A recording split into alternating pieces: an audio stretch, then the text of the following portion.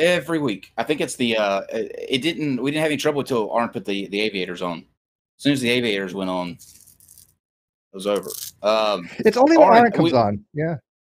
We might as well start with what the drink of the evening is, because I know I'm already seeing people in the chat ask. So let us know what's on tap. Okay, well, tonight we're starting out with Devout Stout. Love it. And when does Aron's brew come back? Aron's Rude? Oh, well, my brew. I'm going to have to find another brewmaster, man. This guy just does not produce fast enough. I was hoping that he was going to have the next batch, which is supposed to be bourbon barrel aged, and I was hoping it would be ready for AACon, but I don't think that's going to happen. Yeah. So I'm actually going to start. I'm going to try negotiations with an actual brewery to see if we can do this right. Are you still going to name it the same as your last one? I want to. Yeah. There's a brewery that makes a beer that they don't market very well. It's got a very stupid name, but it's got a really high level potency. And so I'm going to contact that brewery and see what we can negotiate about getting. Let's remarket that. I'm pretty sure we can sell something that, an imperial stout that it's a 17.2 ABV with a flavor like that. Yeah. Let's take that name off, put this name on, and let's do that again. Killer. While we're talking about things going on with you want to take a second and let us know what you were up to this past weekend? I know that you were part of Atheist Day, and I know that went really well. So do you want to tell us about that? Yeah, that's it. That was the first annual Atheist Day, International Atheist Day. We spoke at the we were out on the lawn at the Texas State Capitol, and I don't know how many other cities were doing similar things, but there were supposed to be other groups, and I think I'm forgetting. Atheist Republic was the group that came up with that idea, that initiated it, and we'll just see how it takes off from there. And I see it easily being an annual thing that will take off and gain some speed. So I think it was really good that somebody came up with that idea. I agree. And a lot of people were asking about what. Yeah, they were asking about what is the significance of the April 23rd. I think primary significance was that it wasn't already a holiday for something else, and that it happened to land on a Saturday this year. And the other significance is that it wasn't April 1st, which is, of course, what all of the religious people wanted Atheist Day to be on. Right. Hear, hear. Speaking of weekends and atheist get-togethers, there is the one that we've been talking about for weeks now on the 27th. You can join myself and content creators like Holy Kool-Aid and Rationality Rules, Cosmic Skeptic, Rachel Oates, Shannon Q, Apologia, Sirs the Skeptic. I know I'm Prophet of Zod. I believe I heard a rumor that somebody else that's in this room right now might be making an appearance. So I don't think you're going to want to miss it.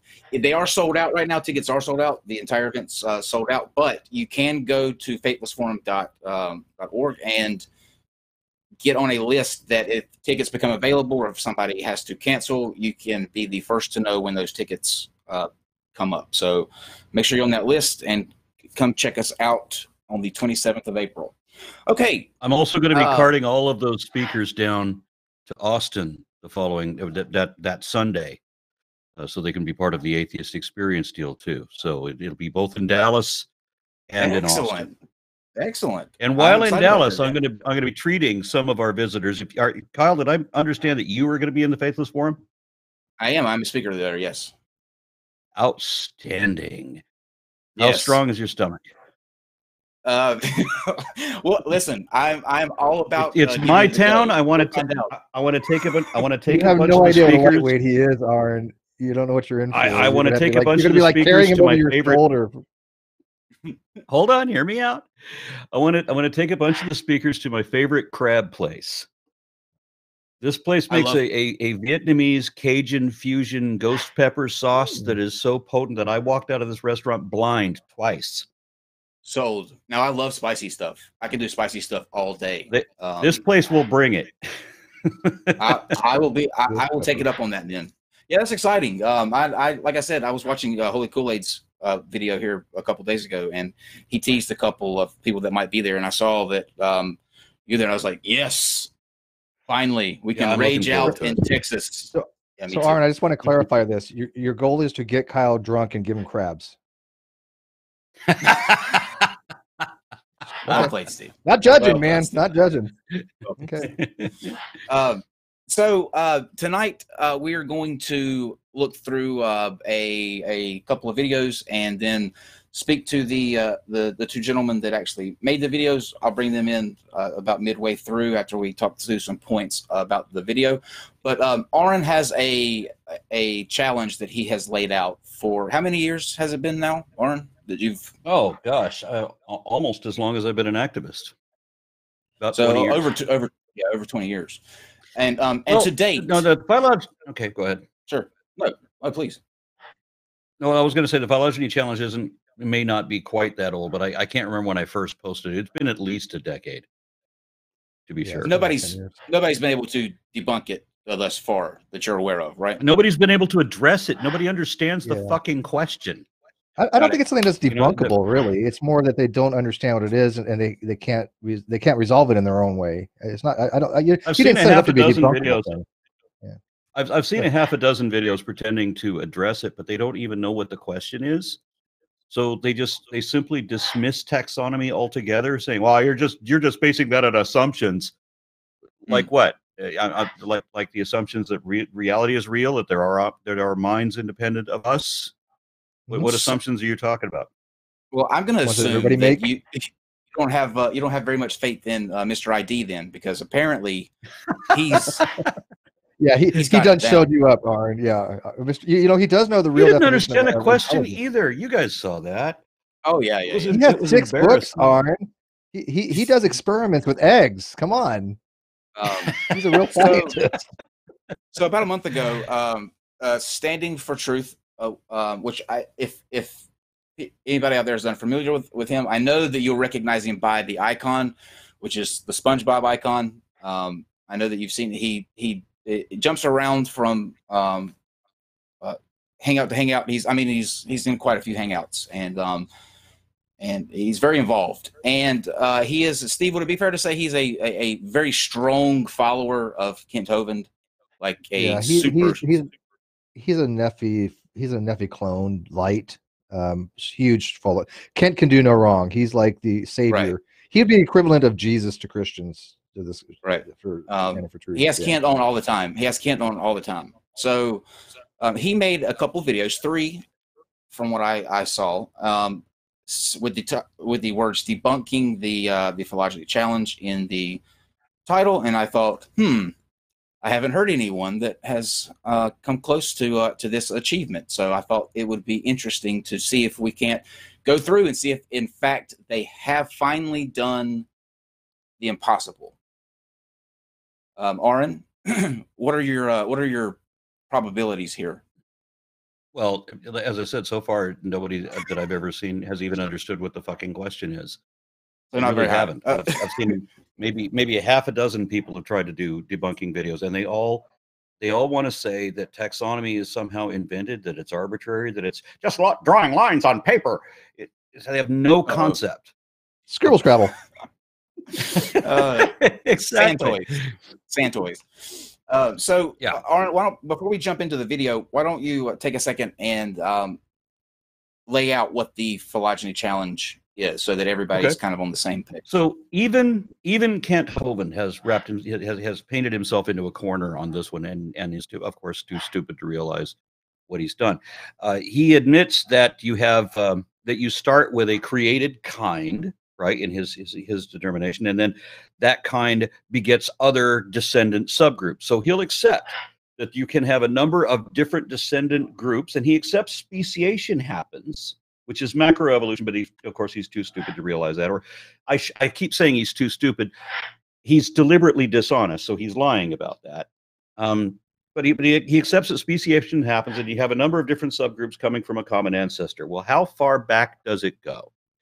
Now, he said on some occasions that it can be that even though it becomes speciation wherein it doesn't reproduce with its sister groups or with its ancestral groups anymore, and it's therefore no longer producing after their own kind. So he's violated his own rules about whether it comes forth.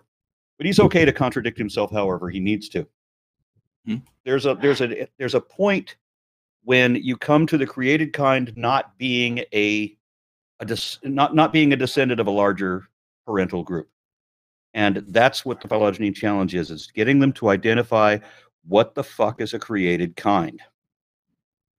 The kind definition means that it was created by God, therefore should not be part of an ancestral group, right? So if you want to argue, and Kent did argue this without understanding that that was even part of the question, he brought it up independently in another point.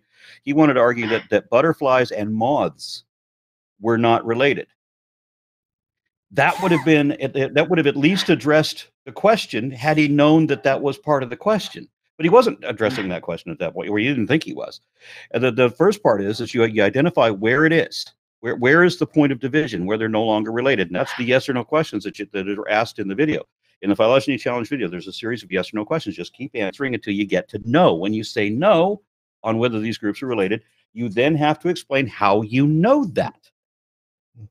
And of course, Kent had no way to know that except that, well, one group is called butterflies, one group are called moths. Why? Because butterflies have different features than moths, not understanding how classification works and not understanding all the criteria that actually puts butterflies in a subset of moths, which, again, he couldn't grasp. He has no idea of taxonomy or monophyly or any of that. As a matter of fact, his entire spiel is on misrepresenting monophyly because he's determined to lie, to say that at some point in evolutionary history, one kind was supposed to turn into another completely different kind. No, it doesn't. There's never a time, ever, in evolutionary ancestry, in any phylogeny, where that happens. He knows that doesn't happen. He knows that evolution does not teach that. So he has to deliberately misrepresent it. How along with a bunch of other misrepresentations that he, Sure. How would he explain, though? I'm just curious.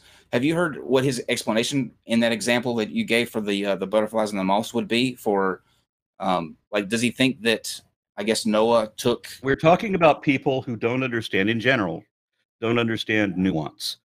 Everything is dichotomous. It's all binary thinking. So it's absolutely different. And the guy you're talking about tonight, I saw a minute of his video where he said that humans were absolutely different from every other animal in every possible way. Well, no, we're not completely different. We're exactly the same in every possible way. You know, we just, on one aspect, we're turned up to 11. Everything else, we're turned down to 2. That's what it is. Does Kent think that for some reason, like if you go back ancestral, that God created this entity, this thing, this object, this animal, whatever, we call that moth, and then he created another one that we'll call butterfly, and from them, things speciated out. Yeah, and then you have there's a number of fallacies in the way that he does that argument too, because he would argue in one lineage that if you have a variance in this subgroup of, say, I don't know, 2% of genes or 2 chromosomes or whatever, that's significant. This has 2 less chromosomes than the parent group. Oh, that's impossible. That can't be. But then the butterflies, within butterflies, you have a variance of 32 chromosomes. Well, that's perfectly acceptable because they're still butterflies. Yeah, I've seen him do stuff like that. No, I've seen him make arguments like that about chromosomes. He's not the only one. Your friend G-Man used to do that as well. It's kind of comical because I think they contradict themselves and they don't even realize it. That's the hilarious thing, when they contradict themselves and don't realize it. When Kent gives the definition of a kind being whether it brings forth, and then he accepts speciation wherein it doesn't bring forth anymore. What happened to your definition, Kent? Oh, it's malleable. Let me bring out the sand toy. Well, Dave, on video number 1, let's play starting at the 2-minute mark. And we'll get into, like, there's 3 videos, guys. I've put the playlist along with links to Aron's channel and all that, to the original, so you can see the original Phylogeny Challenge in the description. All of this encompasses about 3 hours worth of video, so we're just going to jump around a little bit and get key points, and then I'm going to bring them in and have them sort of sum it up. between the two of them. But I wanted to get their video out first, and then we'll bring them in. So Dave, let's just start it at about 2 minutes. The majority of DNA will be functional for many reasons that we'll get into a little more deep later. But this takes away that assumption, and there are other assumptions we're going to get into, but it takes away that assumption of evolutionary phylogenetics based on evolutionary leftovers, such as pseudogenes and mutations. Because if the vast majority of DNA is functional, it becomes a common design argument, as creationists have always predicted, that the vast majority of DNA is actually functional. Now, wait a minute. Yeah, sure. Okay, where is he getting that the vast majority of DNA is functional? Because he runs the argument from the ENCODE project. He bastardizes the ENCODE project, is what he does, because the ENCODE project had a very low threshold for that. I remember a presentation by P.Z. Myers where P.Z. Myers was talking about how much and how the vast majority of the DNA is non-coding, how 8% of our DNA is endogenous retroviruses, how some other percent is the product of a buggy enzymatic process, how some of them is copies of copies, and this is the bulk of it. So it's something like 10% or less, or 5% only. I can't remember the number off the top of my head, but that's what we have for coding DNA. So 5% is not the vast majority, to the best of my memory. Yeah. Well, some of you math whizzes can help me with this. Well, what he's doing is this: the ENCODE project would say that anything that has any kind of activity, whether it be conformational changes, whether it be protein encoding, whether it be mRNA, whether it be any kind of spurious transcription, anything that any detectable activity, they call that functional for their purposes. But that's not typically what it is. The functional DNA is a coding for protein DNA, and Standing for Truth doesn't seem to understand the difference or want to understand the difference. And so what he says is, oh, this is all functional DNA. Well, no, it's not by any measure of what they mean by functionality. There is garbage DNA that just doesn't do anything. There's junk DNA that doesn't produce proteins, and he just lumps it all together and says, well, if it does anything, it has functionality. No, nobody thinks that way. All right, okay. Dave. Be sharing screen here at a few things, because it's important to know that since phylogenetic systematics is based on that primary assumption that pond scum to people evolution is true, based on genetics, based on mutations and the lack of creative powers for mutations and natural selection, this strongly indicates that universal common ancestry can't be true. Wait, which means evolutionary phylogenetic systematic. I wish I could see Aron's eyes right now. I bet they're just bulging out like that cartoon. Yeah. The ponds. What was that argument? The pond scum to people. Dude, even lost me on that one. I don't know. Yeah, I got into an argument with this believer once upon a time. I mean, Reason Rally in 2012, where he says, "I didn't come from a bit of goo." I'm like, really? You weren't manufactured from sperm? All the rest of us were. What happened with you? And his mouth just hung open. Yeah. Good point. So what was this argument? What the hell is he saying here? This is a question that this is why I want to start here, because I think that's an important question to ask. It seemed like he went off of that first argument straight into literally no example proved that. So based on faulty premise A, then we have reverse conclusion. Correct. I think that's what it's looking like. I'm going to go with that. Sure. Go to about 12 minutes. All right. This is sort of just an introduction to it. The third one is when I think it really kicks up. Promoter loss of genes, net loss of information.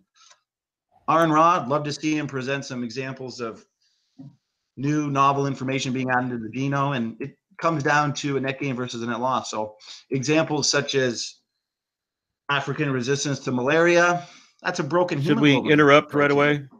Oh yeah, anytime you want. Anytime you want. All right.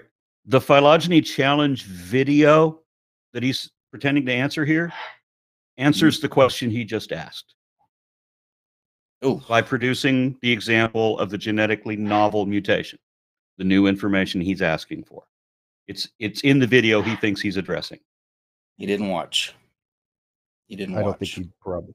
He didn't read your book. I'll tell you that. I'm almost positive that he didn't.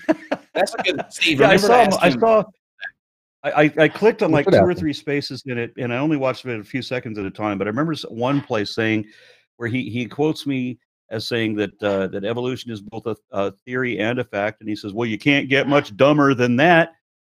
Oh, gee. Except that all modern scientific theories are simultaneously also fact. Correct. I mean, what is atomic theory?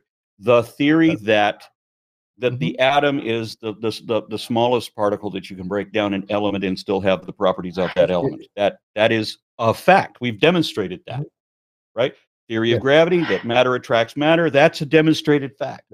That the cell theory, that cell theory, that the basis of all life is the cell structure. Well, that's demonstrated fact as well, right? Germ theory of disease, demonstrated fact. Yep. And oxygen theory, right? Lavoisier, demonstrated fact. We can prove oxygen exists and it is not phlogiston. That too is a demonstrated fact. So every modern scientific theory is also a scientific fact.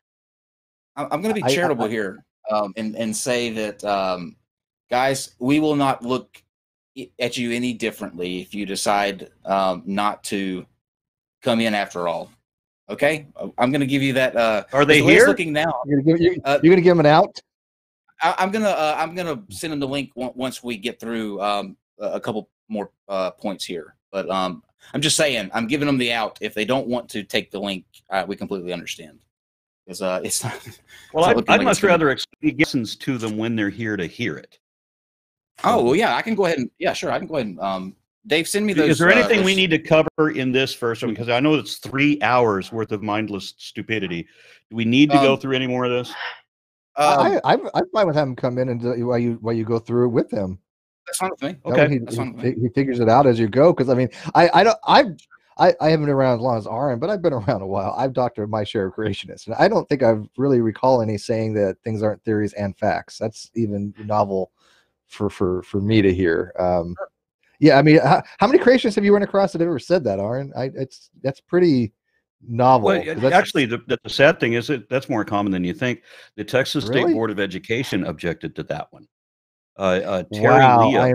Terry Leo made a public statement. She said that there was a conspiracy of the scientific community to misrepresent the law of gravity as if it were the theory of gravity. And then there were 150 scientists that gave testimony that were trying to explain to the Board of Education how many different laws of gravity there were, that there was not the law of gravity, that there's the Newtonian laws, right? And then you get into Einstein's laws within his theory, and so what is a theory? But they have completely objected to that. They will not ever accept or admit what the hell a scientific theory actually means. Blind, baseless speculation. That's what they want it to be. That's what they're going to say it is. Yeah, I'm not saying that they agree with that, with like evolutions like that being true. That's not what I'm saying. Is I've never heard a creationist say that according to science that a theory is not also a fact. That's the standard. That's common as can be. Yeah, the Board of Education actually does say that. Wow, they need to be educated then. Yeah. Okay, gentlemen, you both now have the links to join in, so you can pop in whenever you get those. All right. While we're waiting on them, what's the next point here? Dave, let's go to video number 3, since we're gonna kind of cut it short, because this right here, the title of this video is "The Final Nail in the Coffin," Aron. So let's find out what the nail in the coffin is while we wait. The PAX6 is one of those pesky instances for evolutionists where extreme genetic similarity popped up in a place totally unexpected and unpredicted by evolutionary biologists. In short, scientists have discovered that organisms as diverse as jellyfish, arthropods, mollusks, and vertebrates all use PAX6 to control development of their very distinct types of eyes. Because their eye types have you heard anything to do with this, Aron? Hadn't been thought of. No. Okay. That these organisms even shared a common ancestor with an eye. Evolutionary biologist Ernest Mayr explains the havoc wreaked within the standard evolutionary phylogeny when it was discovered that the same genes controlled eye development in many organisms with very different types of eyes. It has been shown by morphological phylogenetic research that photoreceptor organs, aka eyes, had evolved at least 40 times independently during the evolution of animal diversity. Yeah, co-evolution. Steve, you've heard this argument before, right? Yeah, I mean, I know the PAX6. These genes that regulate certain things, right? I mean, just because something develops in one species doesn't mean it can't simultaneously at some other point in time develop in convergent evolution, or that you can have things have developed wings, right, that are not related in the way distant past, right? I mean, so you can have these homologies that are very similar because of genetics. When I hear things like this, I don't understand why that's an argument for common, not for common ancestry. They think it's for intelligent design, but to me, this is common ancestry because they have the similar genes that you can see through phylogenetics have changed and have mutated and caused variations. That's the whole point of evolution, to do that. Not only that, but if you're quoting Ernst Mayr, you're going back at least 60 years, and we understand now how the same like Hox genes exactly will affect the similar parts of the body. It doesn't matter how different the body type, they generate legs in flies, which are very different than the legs they also generate in mammals.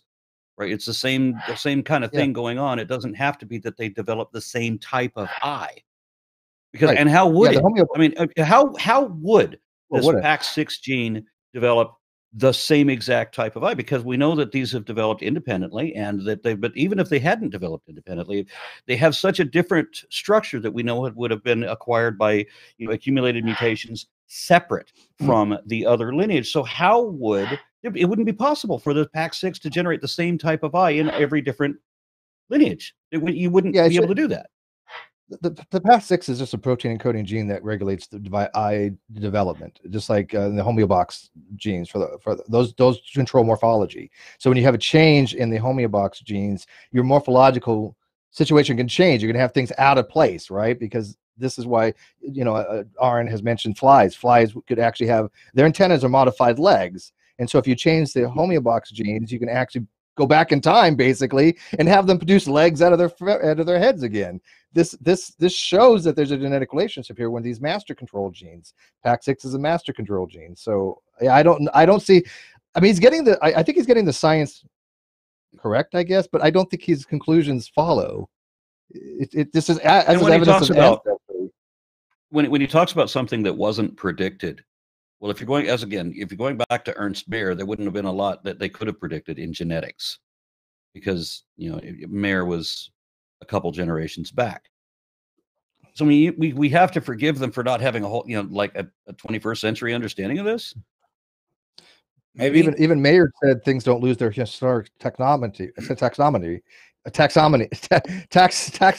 God. I'm sober, guys. I am sober. Aron's drinking so much, the fumes are getting over here.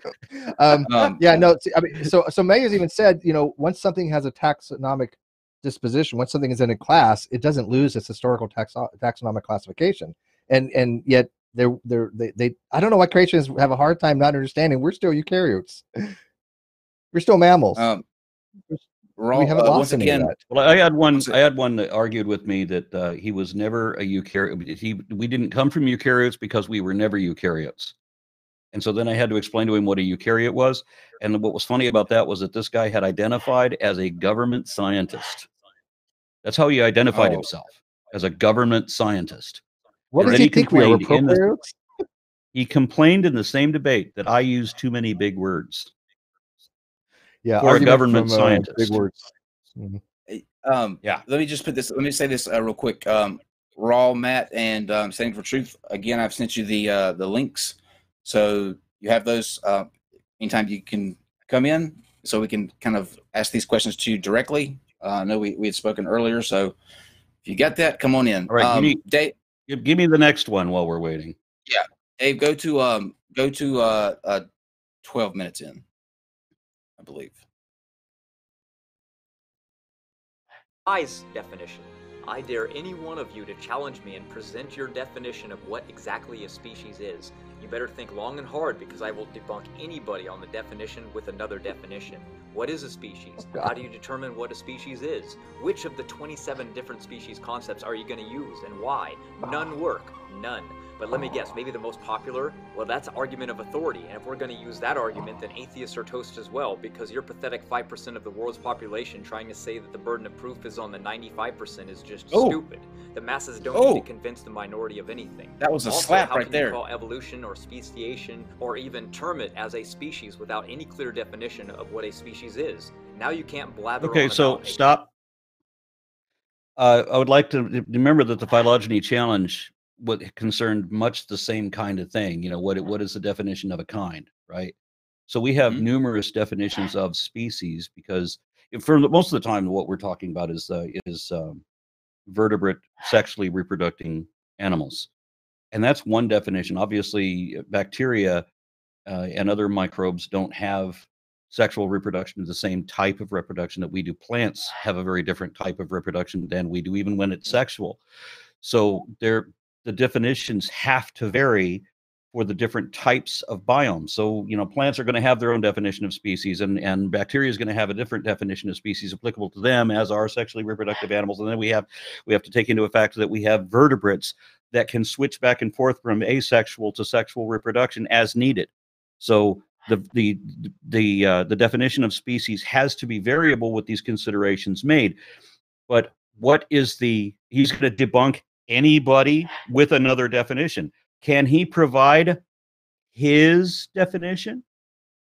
Or is he just going to try to destroy anything somebody says with just a thoughtless contradiction? Or is he going to actually put something forward to, like, participate in the scientific process?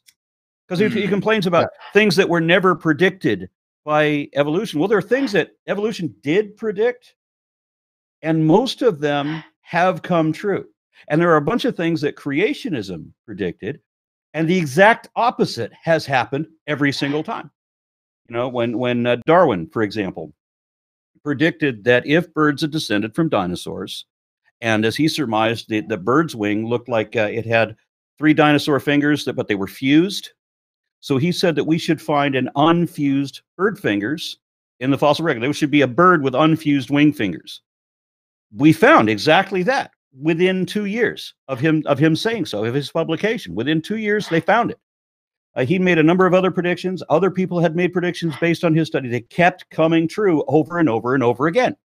Exactly what they would predict, where they're going to find it, what part of the strata they're going to find it. They find exactly what they're looking for over and over again. Whereas creationists kept predicting what they would never find, and then they find it. And they would say, you can't find anything with a half a wing. Look how many half-wing things we found so far, for example. But Aron, we know that fossils aren't real. They're plaster cast. Yeah, well, this is another one of the lies that Hovind came up with. He wants to say that you can't prove that individual had babies. Yeah, you can. Why would you need that individual to have a baby? But you still can. Dr. Schweitzer actually demonstrated that one of the T-Rex she had was pregnant. So you can demonstrate, because of the medullary bone has in the astrocytes, they become larger and they change for females that have been impregnated. So yes, you can. The thing is, we're not talking about we're talking about populations, not individuals. Yeah, I don't know why they think it's a big deal one way or another. That's one of the lies that Hovind tells. Is that he wants it to be about individuals, that an individual fish is supposed to grow legs and just consciously decide that it's going to grow legs, and in one lifetime grow legs and walk out of the water. When it's the population, eventually over time, you see these changes that you would have to see incrementally, skipping several generations in order to detect any change at all. The example that I like to give, because it's the best way I know to illustrate this for people who otherwise wouldn't understand it at all. You have 2 types of speciation that we're talking about here. One of them is cladogenesis. If you take the Latin language in Rome, They're speaking Latin, ancient Rome. And then people move out of this area, they're speaking Latin, and they settle in what is now Spain and France and Romania, and they're speaking Spanish and French and Romanian, which were all Latin-based languages. Roman still exists. But now in Rome, you have another kind of change called anagenesis, where Rome over 2,000 or at least 1,500 years, the Roman language has changed into Italian. At no point did you suddenly have a guy who speaks Italian who then has to run around to go find someone to speak Italian to amongst a whole bunch of Latin speakers. This change happened incrementally such that everybody could still communicate with everybody else, and nobody noticed the change was even happening. Yeah, that's how evolution works. It's a population level change. Yeah, I like the way you put that, because he's talking about all these definitions for species, and there needs to be because of different biodomes. There has to be, and even for anagenesis, which is a linear type of evolution, instead of having a branching process, it's basically a linear process. And there's no point you can actually say, hey, this is where speciation has occurred. In this reproductive cycle, this is where speciation occurred. It's a graduated process. There's no line of demarcation. So it's very difficult to say when speciation has occurred. So there's very different ways analysis can be done to say when a speciation event took place, or by the definition of a species. This is why there is. It's nothing bad to science. This is helpful to science because it has nuance to what the person's trying to do an experiment for, depending on the type of speciation, anagenesis, cladogenesis. So I don't know what his argument is. Well, then again, you're talking about nuance, right? These people want it to be Roman, Italian. Yeah, yeah, exactly. Yeah. So here's what's happening right now. I honestly think that they must have changed their minds, because no one can get a hold of either of them. But here's what we'll do. I'll give you guys. Well, then that just means that there's going to be another 3-hour video based on this, where they try to debunk whatever we said. Well, I just want to make one more reference. I have a link in the Phylogeny Challenge video. I think I included a link in that one. If they look at the more information, I'll have to go back and check. And if there isn't one, then I'll put one. But I think I put one in there already that references the American Academy of Science. The page that describes evolution is both a theory and a fact. Because the American Academy Advancement of Science actually says this, but as he said, you can't get any dumber than that. You can't get any dumber than a National Academy of Science, right?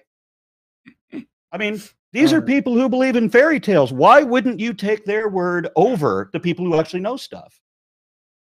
There's a what we'll do is we'll go through a couple more of their arguments here throughout this video, because this, like I said, this is supposed to. They say when we were talking back and forth, number 3 was the end all be all.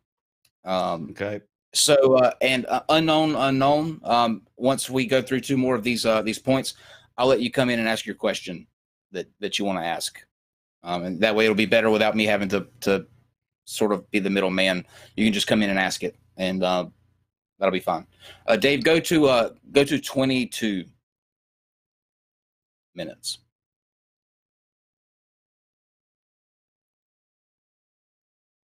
Or wait, back up just a little bit, Dave. Sorry. Just a little bit before that one, that image. Okay. That should be good right there. This book and making this video, using only a few citations throughout that might be creationism linked. This is why I find it also ironic that when a skeptic argues about the topic, when they say things like evolution only deals in biology, then they go on and use geology, paleontology, earth scientists, and more to strengthen their argument for evolution and to help them build their phylogenetic trees, saying to others, see how all fields of science help prove evolution? It's called conscience. But yet they get very upset when a creationist does the same thing. No. I only get upset when people lie. That's pretty much it. If he's upset that we use geology, which we're showing, I guess, the ages. He's upset that geology and paleontology separately.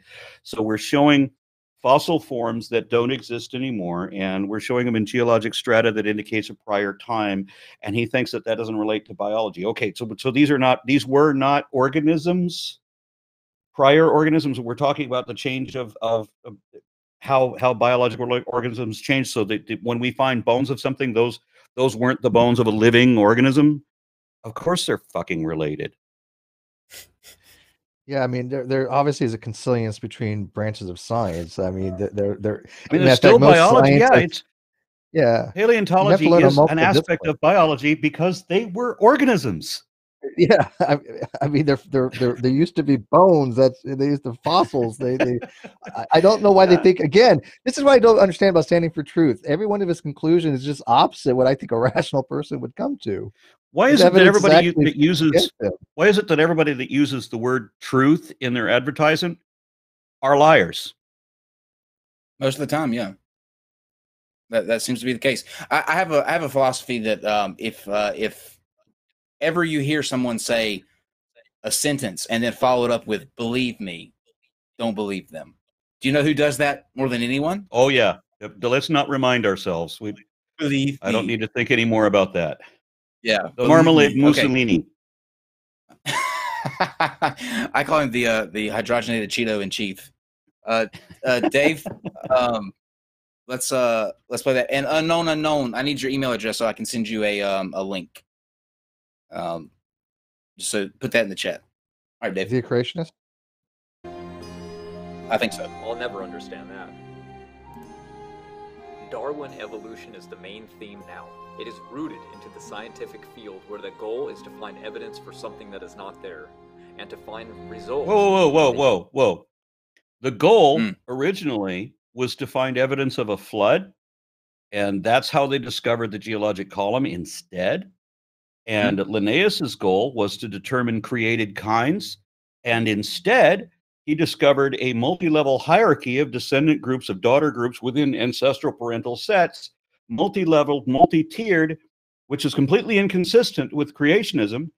And this forced him or compelled him to classify apes with humans, or humans as apes. So the goal was originally to find evidence to vindicate the Bible. Everyone attempting to do that failed and came up with another science that is now vindicated. Now the goal is we no longer chase the fairies and fables, and now we want to improve understanding of reality.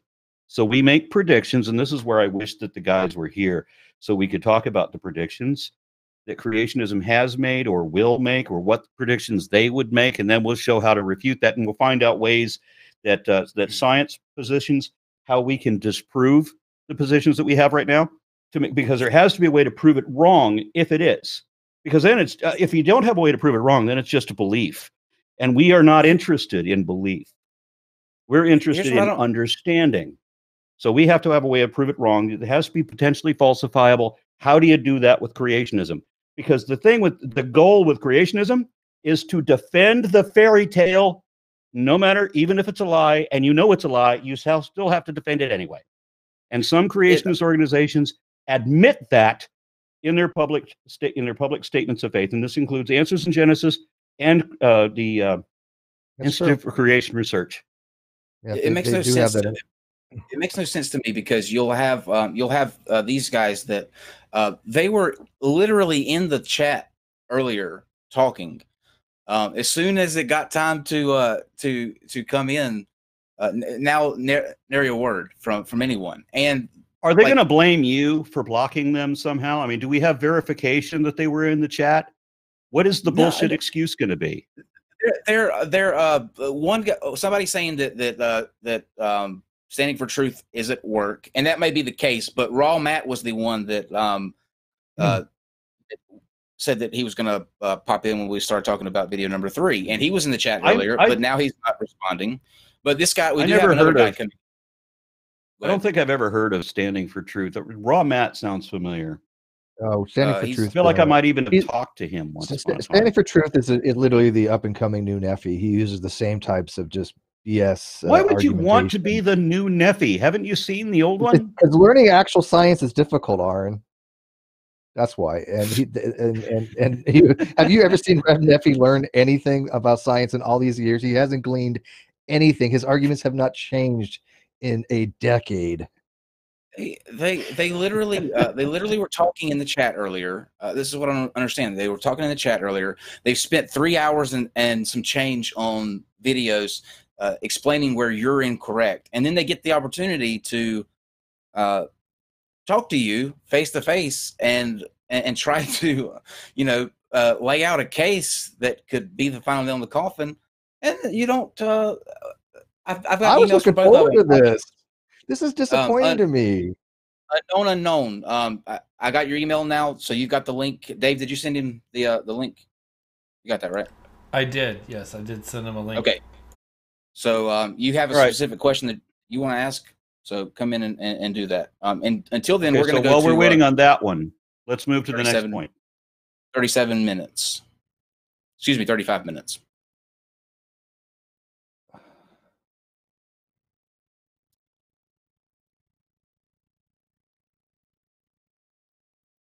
Right, well, back there, back up a little bit, Dave.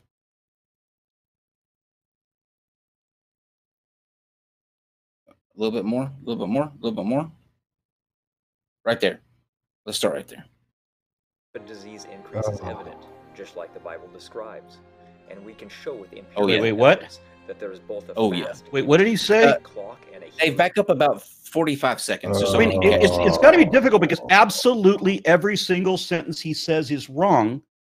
But we jumped in the middle of a wrong sentence, and I want to hear it.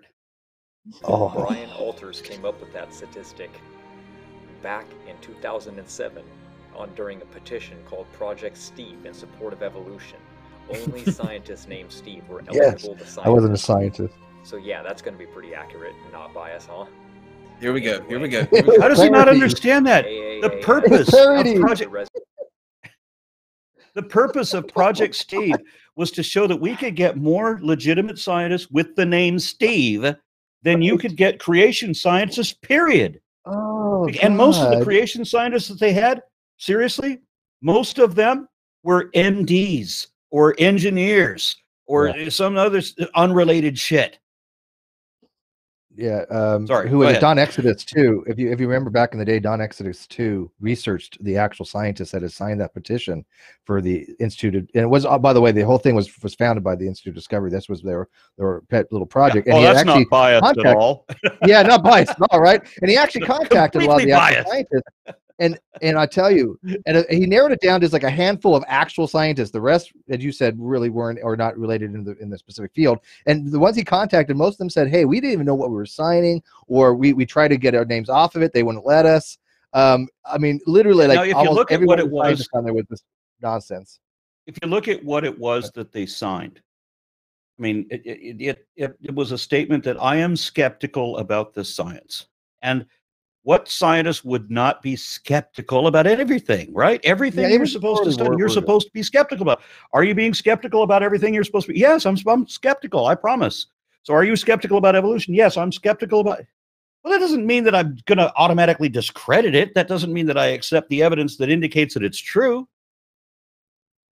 Yeah, it was very, very. And then, creationists will want to argue the counter. Well, what about the evidence that it's not? There is no evidence that it's not. There is nothing but a handful of stupid liars stupidly lying. That's it. That's all you got. And then you're done. Let's take a break from this for a second, because I guess we'll finish up with this, what he's getting ready to get into, because this is I knew Steve would facepalm on this, but I think Unknown is with us. Are you here? Yes, we can hear you. Okay, so first off, before I ask my question to you, Aron, I just want to clarify that I'm not a creationist. I'm just a normal Christian. Gotcha, so my question to you, how can Cambrian explosion be compatible with evolution? Okay. The Cambrian explosion was when, going back to a period of, say, 541 million years ago, up until, I think, 430 million years ago. So we have roughly average about 50 million year period in which most of the current phyla came into being. And most of the current phyla, because we had a number of phyla that were already extinct before the Cambrian, We have plenty of phyla that already existed before the Cambrian, and some that one or two that didn't come into existence until the very end of the Cambrian or afterward. But what happened was you have the proliferation of multicellularity. Now, the way that cells, the way that organisms are organized is at two levels. One within the cell, and the construct of the cell is very stable. They've had 3 billion years to establish its stability and its operation. But it's like when you put magnets together and you get too far out, and the magnets lose their hold after a while. When you have multicellular organisms, their construct is completely different in that how they're combined is very different, and in the types of dynamics provided by the environment are very different. So what you end up with is a whole bunch of different structures coming into being pretty much all at once, where once life goes multicellular, it experiments every way that it can. It produces all kinds of different forms, and many of these failed. In fact, most of them failed. Very little survived the Cambrian explosion. There were more organisms to be produced in that period than were still there by the end. And as I said, there was at least 2 phyla that were extinct either at the very beginning of the Cambrian or even one that was extinct already before the Cambrian. So that's how the Cambrian explosion matches evolution. Creationism has no explanation for this. Creationism can only misrepresent it. They want to say that all the current phyla came into existence at that time, and they want to create a false impression, an illusion, if you will, that vertebrates, being reptiles, fish, mammals, birds, all of these things that this was their creative day. But there were no mammals or reptiles or birds or anything like that for hundreds of millions of years, or in some cases, for let's say at least 100 million years. Okay, but I'm not a creationist, and okay, I don't know. You asked me a question. To how does the Cambrian explosion match with evolution? I explained, and then I explained how creationists misrepresent that. Okay, could you elaborate? Could you elaborate on that? Because I don't know. My favorite example. Okay, my favorite example to illustrate this is when humans invented flight in 1903. Over the next 10 years, or 20 years at the most, they came up with 100 different designs for aircraft that you will never see an aircraft that looks anything like most of these. That what came out of that period was like 4 designs of aircraft that we still use today. But there were 50 different designs of aircraft that existed back then. That were just like, they made prototypes. They came up with every possible design for what an aircraft could be. And then all of them were discarded except for the 4 designs that actually worked. It's trial and error. This certainly isn't the way a god would do things. This is the way that nature incidentally experiments. Trial and error, come up with a bunch of mistakes, discard everything, keep the few things that worked. No, the thing is, I don't get your argument. That's the thing. Are you arguing that there were mutations or what? Okay. Like, I don't understand your argument. All right, let's. Because I don't know if you have. The thing is, I've never seen a scientist make this explanation to this problem.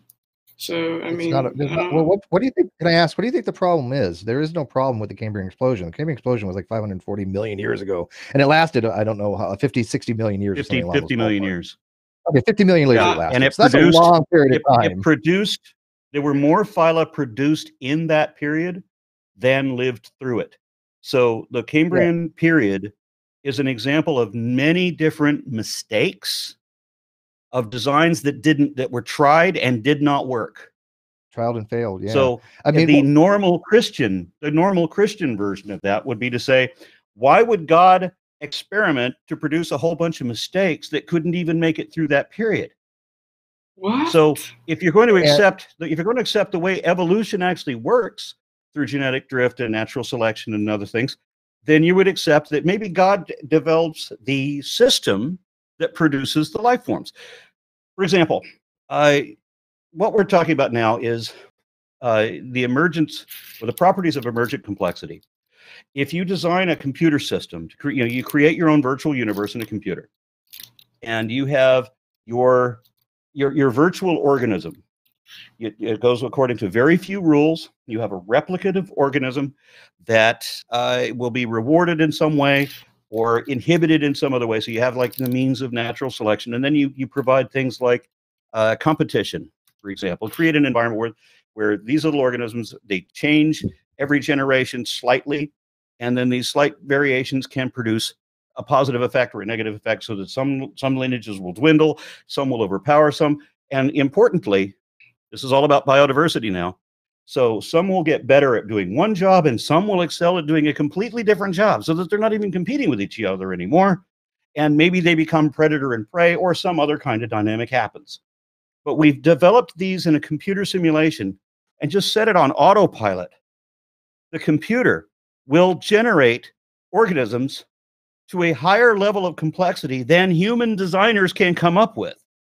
And that's just by creating a simulation under very few, very simple rules. So which it makes more sense? Should a god design 17,000 different species of turtles that all look like they evolved from each other?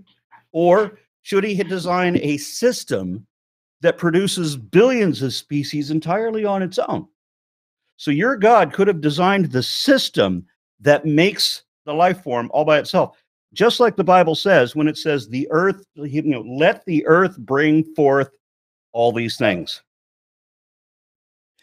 Yeah, and if I can add on that real quick, the only reason the Cambrian was a quote unquote even a problem a long time ago is the fact that generally pre-Cambrian, these animals that started being evolving, they're very soft tissued, and soft tissue doesn't fossilify, doesn't have fossils very much, right? So what they were seeing was that before in the lower strata, there wasn't much of these fossils because there just wasn't a lot of fossils being created during that time. They didn't fossilize very well. So after they developed more structured forms that were able to be fossilized, this is where they saw the explosion, right? So it wasn't like these animals didn't exist prior. We have species now that we see prior, but they're just not as many as afterwards because of the fossilization process and the body types that it was. That's why they had an explosion. So it was never really an issue. It's just that they needed to find it was very difficult to see the lineage because things don't fossilize very well. Well, it was an issue in Darwin's time because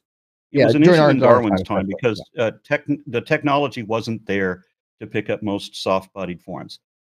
Recently, like a week or so ago, they found a cache of over 100 Cambrian fossils, including a lot of soft-bodied ones, like ctenophores and jellyfish and so forth. Jellyfish fossils, how rare is that? Right? So they found and over half of these fossils that they discovered are completely new to science. But what they didn't have in Darwin's day were Vendian fossils. They didn't have these many times soft bodies and the very rare hard bodied fossils.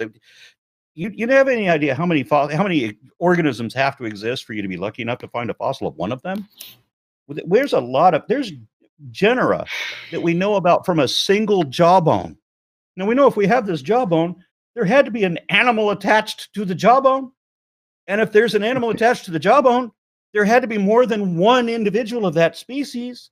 So a single jawbone represents how many? 100,000 different individuals over a vast period of time?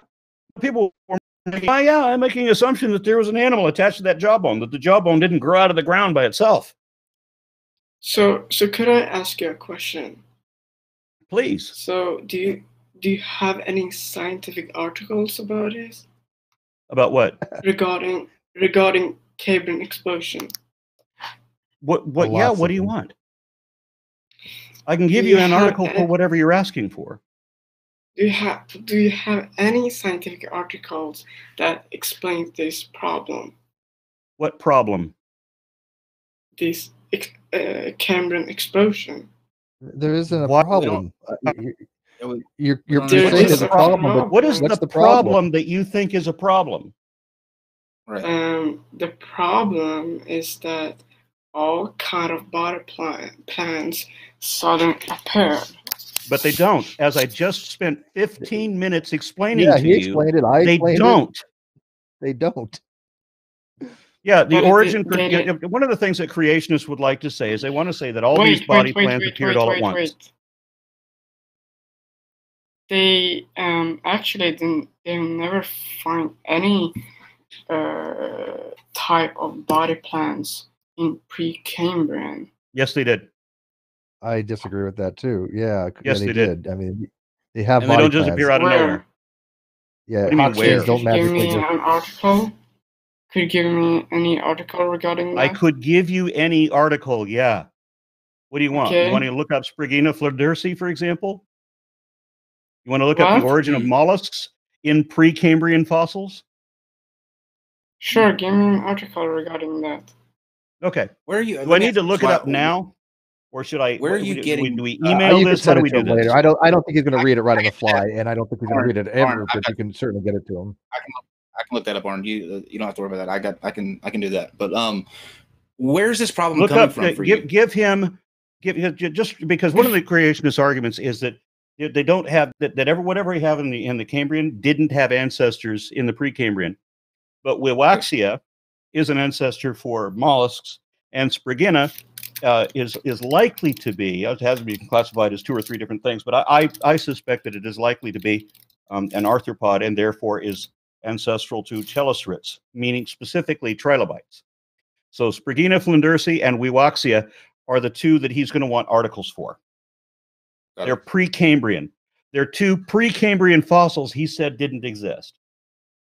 And then we can give another article for an entire phyla of animals that went extinct before the Cambrian. Okay. So he's saying they didn't exist. Well, they didn't exist in the Cambrian, but they existed before the Cambrian. That would be Precambrian. Okay, and I'm gonna send this to those David, are unknown, so that you can see this on the screen, and we'll get your reaction to it. Yeah, and I would also suggest for the person I'm talking to, and really for anybody else that's interested that's listening in would like similar answers. I did a series that I'm close to 40 episodes into it right now, and it's called the Systematic Classification of Life Playlist. And in that, I don't remember which episode it is. I talk about the trilateral symmetrical animals that went extinct in the Precambrian. Bilateral symmetry took over. Shannon just made I think it's a good point in the chat. Thank you for translating, Shannon. Do you think you're thinking that from this Cambrian period that people who talk about evolution just sprouted from nowhere, right? Like there was no leading up to a point. It just came out of nowhere. Is that what you're saying? Are you asking me? Yes. Yeah, I guess so. That's what. Okay, now tentatively, based on what we said, based on the hints that we've given to you so far, do you accept that conclusion is incorrect? That there in fact are Precambrian precursors for the Cambrian life forms. I would have to look into it. Here you go. Here's however you pronounce it, Aron. Wiwaxia? Spriggina. Okay. Now, Spriggina has been classified as 2 or 3 different things. They're uncertain about it because for the longest time they only had one fossil impression, and it's only showing one side. So they have to use some speculation. But they wanted to call it an annelid worm. One group called it an annelid worm. Another group did identify it as an arthropod, likely ancestral to Chelocerits, which would put it basal to trilobites. And how do you spell Wiwaxia, the Wiwaxia one? Wiwaxa. No, XIA. Okay. Unknown. I hope I'm remembering that one right. That's the one that was. That's the one that was supposed to be a primordial mollusk. And I'll send you these unknown. Do you have anything else that you want to add or ask? Until you have a chance to look at these, like I know you want to. But I have no questions so far. Okay. Okay. Cool. Well, Dave, I sent you the Waxia. I'll send you these two. I don't know. You can email me, and I'll send you the links for those. But let's go to Dave on this last video. I believe now these are off the top of my head. I hope I'm trying to remember. Was Waxia pre-Cambrian? I think it was, but forgive me if I don't remember everything accurately off the top of my head. There's other examples out there, though. There's definitely they existed in Precambrian. You can look up Vendian.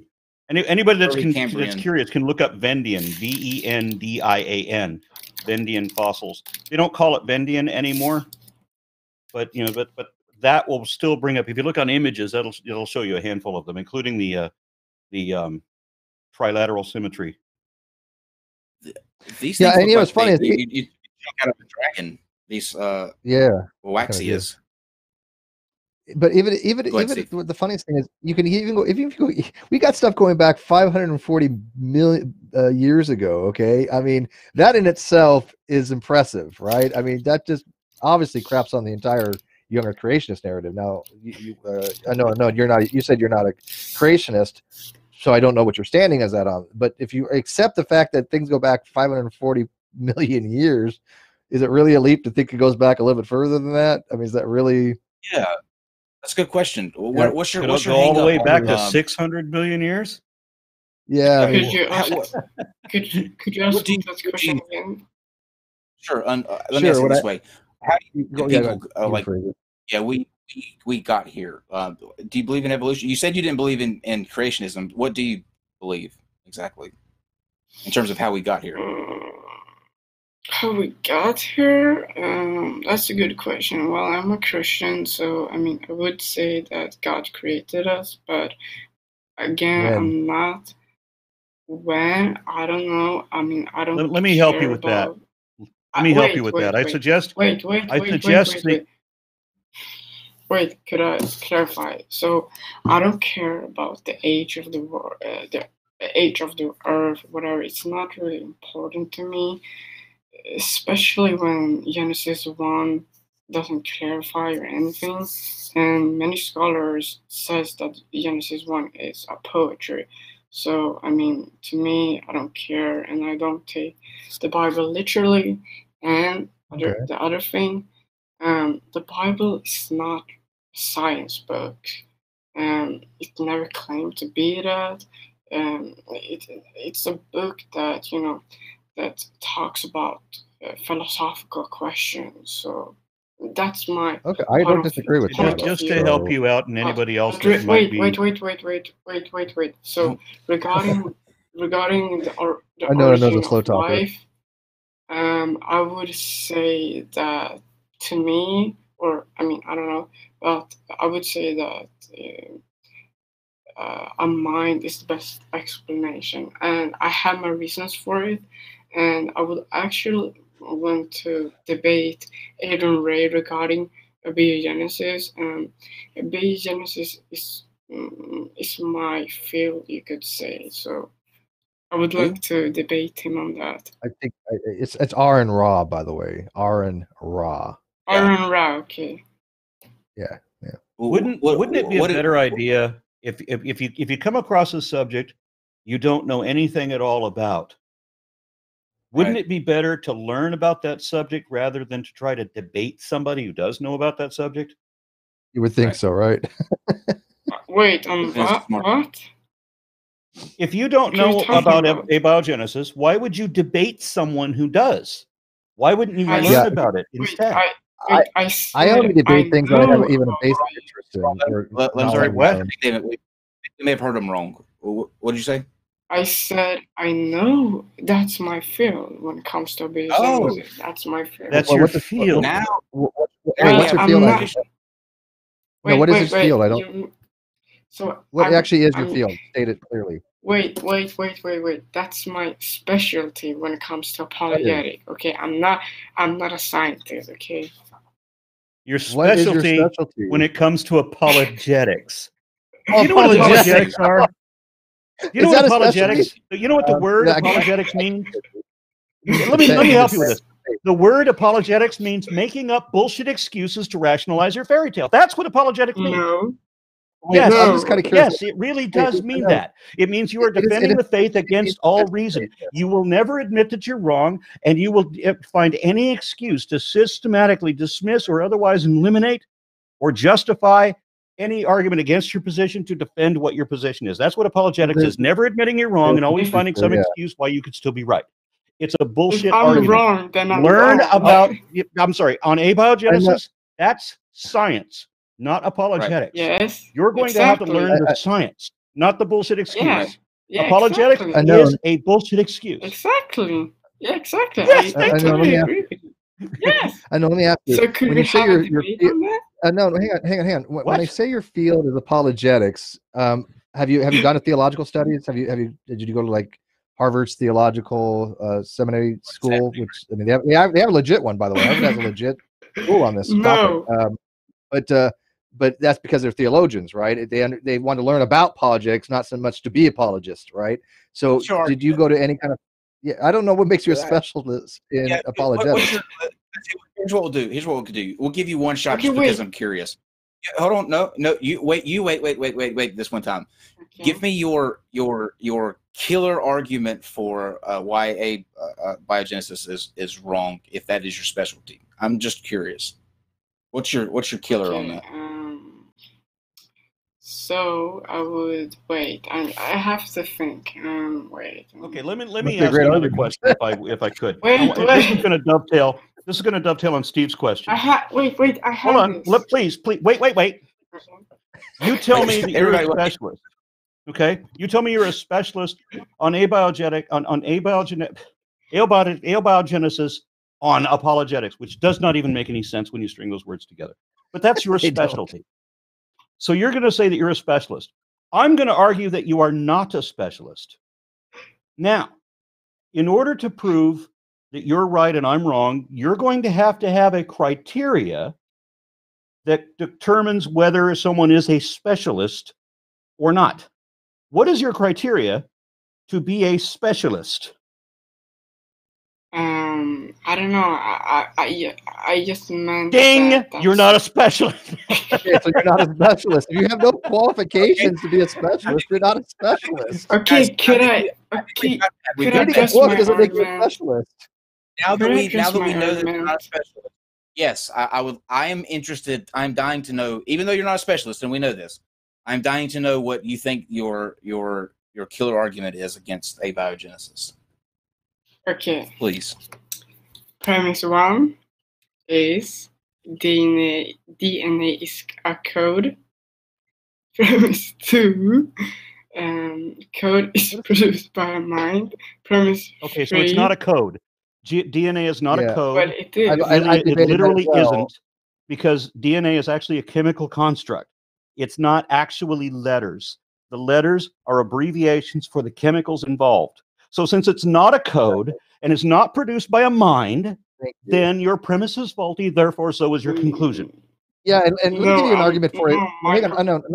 Let me give you a well-structured argument for abiogenesis, right? And by the way, this argument does have this does have a minor flaw in it. I'm not going to get in the nuances of my particular argument. Somebody did point out a minor flaw. I'm trying to correct it, okay? But I listen to experts on logic on these things, right? But let me give an argument for abiogenesis, right? Premise 1, at a point in time, life did not exist in the universe. Premise 2, at a point in time, life did exist in the universe. Conclusion, at some point in time, life came from non-life. That's the only way. Now, again, there's a minor issue there, but for overall, the argument is pretty good. Basically, all it says is that we have life now. At a point in time, there wasn't life. At some point in history, some point in the timeline, life had to come from non-life. Now, whether it was from the Christian God or whether it was from biochemical processes, abiogenesis is a fact. Even to a Christian has to accept some form of abiogenesis. They're just putting the narrative and that God did it for whatever reason. But do you have to acknowledge that life came from something, right? Yeah. Okay. I'm sorry. Wait. It's life of non-life. Okay, but we're gonna have to. Our specialist, we're gonna have to say. We're gonna have to say farewell because standing for truth is actually in the chat, and we had set this aside to them anyway. Well, look, here's what gives me trepidation about you, unknown. When you were trying to make your argument, you were laughing as you were saying things like, what was the example that it's a meme with you, Steve? Yeah, he just said it. He was talking about that since DNA was a code and a code comes from a mouse. DNA code, that's what he was saying while he was laughing. Yeah, because I literally had that debate with Stated Clearly that I argue that DNA is not a code, and I understand what Stated Clearly argues, and I'm not saying he's like fundamentally wrong. It's just that we look at it from very different perspectives. From my perspective, I am correct. Aron's correct. From the way we look at it, DNA is not a code. You didn't have to go into it, Steve. I'm just saying that's code. I'm saying that I don't think you're taking this seriously, unknown. Yes, and I do. Why? It's nothing to do with DNA not the code? Nothing. Why is not? That's a whole different argument. That's nothing to do with abiogenesis. Yeah. Go watch our video on it. I did a huge presentation on it. We'll bring you back in sometime. I even included canon theory. We've got to clear the room for Standing for Truth. Standing for Truth, I see that you're in the chat. This is your one shot to come in and talk to Aron about the videos that you made. So we're waiting on you, sir. You have the link.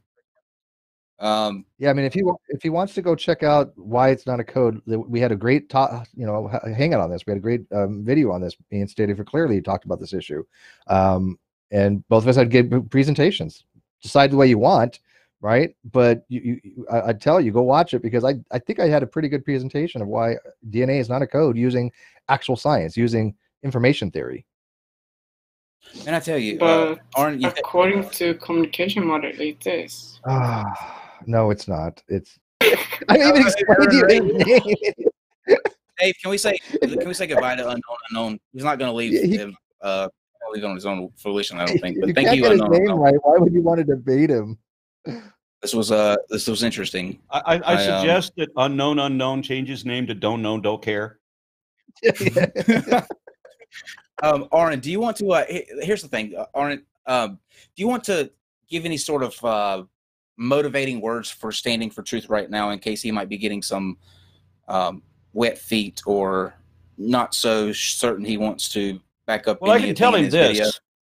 I can tell him this. I mean, that I have no allies in the scientific community who would make excuses for me for getting anything wrong. If I say something wrong, the creationists will never fucking know that I said something wrong, but my own side will. My own side will publicly bash me if I get something wrong.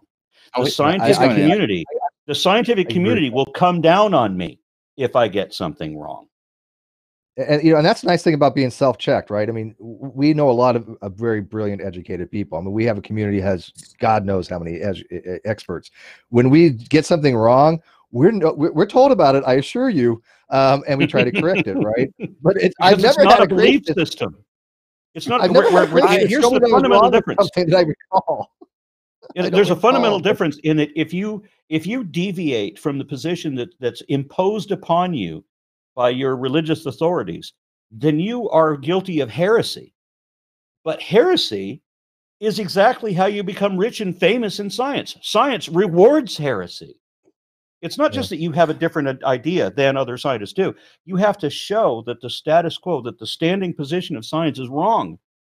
And on rare occasions, that happens. And when it happens, Nobel Prize, baby. Those guys get rich. I pity you guys for knowing what it's like to be wrong. Like I can't even relate. You guys are just talking about. It sucks, man. This is an important point. The greatest progress I ever made was when I was proven to be wrong, and it's happened more than once, and it's caused a significant change in my life a number of times. Go listen to Aron's story about monkeys and humans. It's a really actually good story. Standing for Truth. Standing for Truth is coming in. He just needed a new link, so you have that. You have that now. I'm happy. Yay!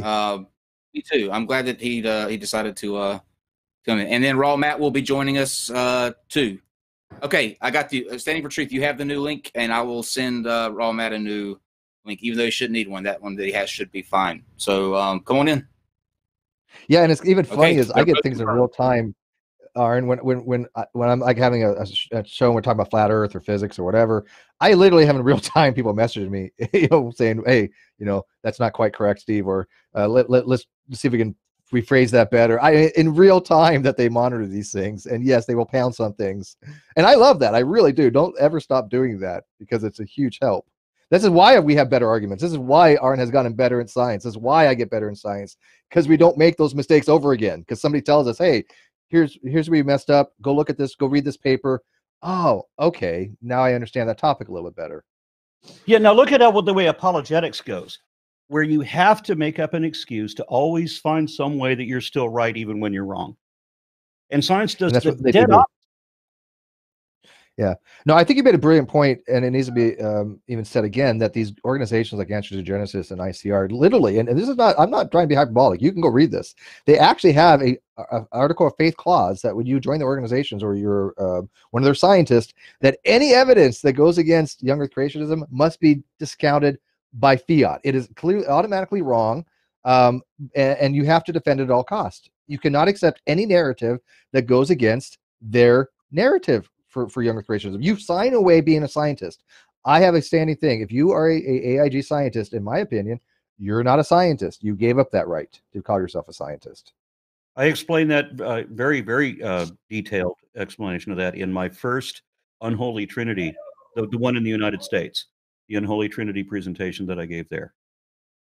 And I actually name not just the statement of faith that all the creationist organizations have, but the waiver that you have to sign and the types of attestations you have to provide to become one of their working scientists, because they have to get, like accommodations from your preacher or whatever to verify that you will never allow or admit evidence that stands or refutes the creationist position. I'm going to tell you something I haven't told before. Admit it. I went to an organization recently that had an event with Dr. Ross that was called AMPA Convention, and it was Reasons to Believe. And I got to meet you, Ross, and we had a great talk. And I got to meet dozens of other scientists and experts, and for hours we had great conversations talking about philosophy and science, a whole bunch of things. And they were really nice, cordial people. But there was other groups there as well, and there was a younger creationist group. It was kind of a multi thing. But I had one conversation with somebody who literally had told me that they said, "What I'm telling you now, Steve, would get me fired from my job with this organization." They literally told, I'm not making that up. I can't give any details, obviously, but I had one person had told me that out of all the people that I talked to, and I talked to a lot of people, but that was very, very telling. And it's so I mean that is confirmational that you have to sign something. You have to sign your open-mindedness. You have to sign your ability to think critically when you join some of these organizations. And it's important to note that not just that no scientific organization does that, but that no scientific organization would ever tolerate that. That Correct. If any scientific organization ever had anything equivalent to the statement of faith or the waiver of faith that they're required for the creation scientists, that would be considered fraud. The scientific community considers the conduct of creationists, not just because they're creationists, but the conduct that they have is enough to qualify as fraud.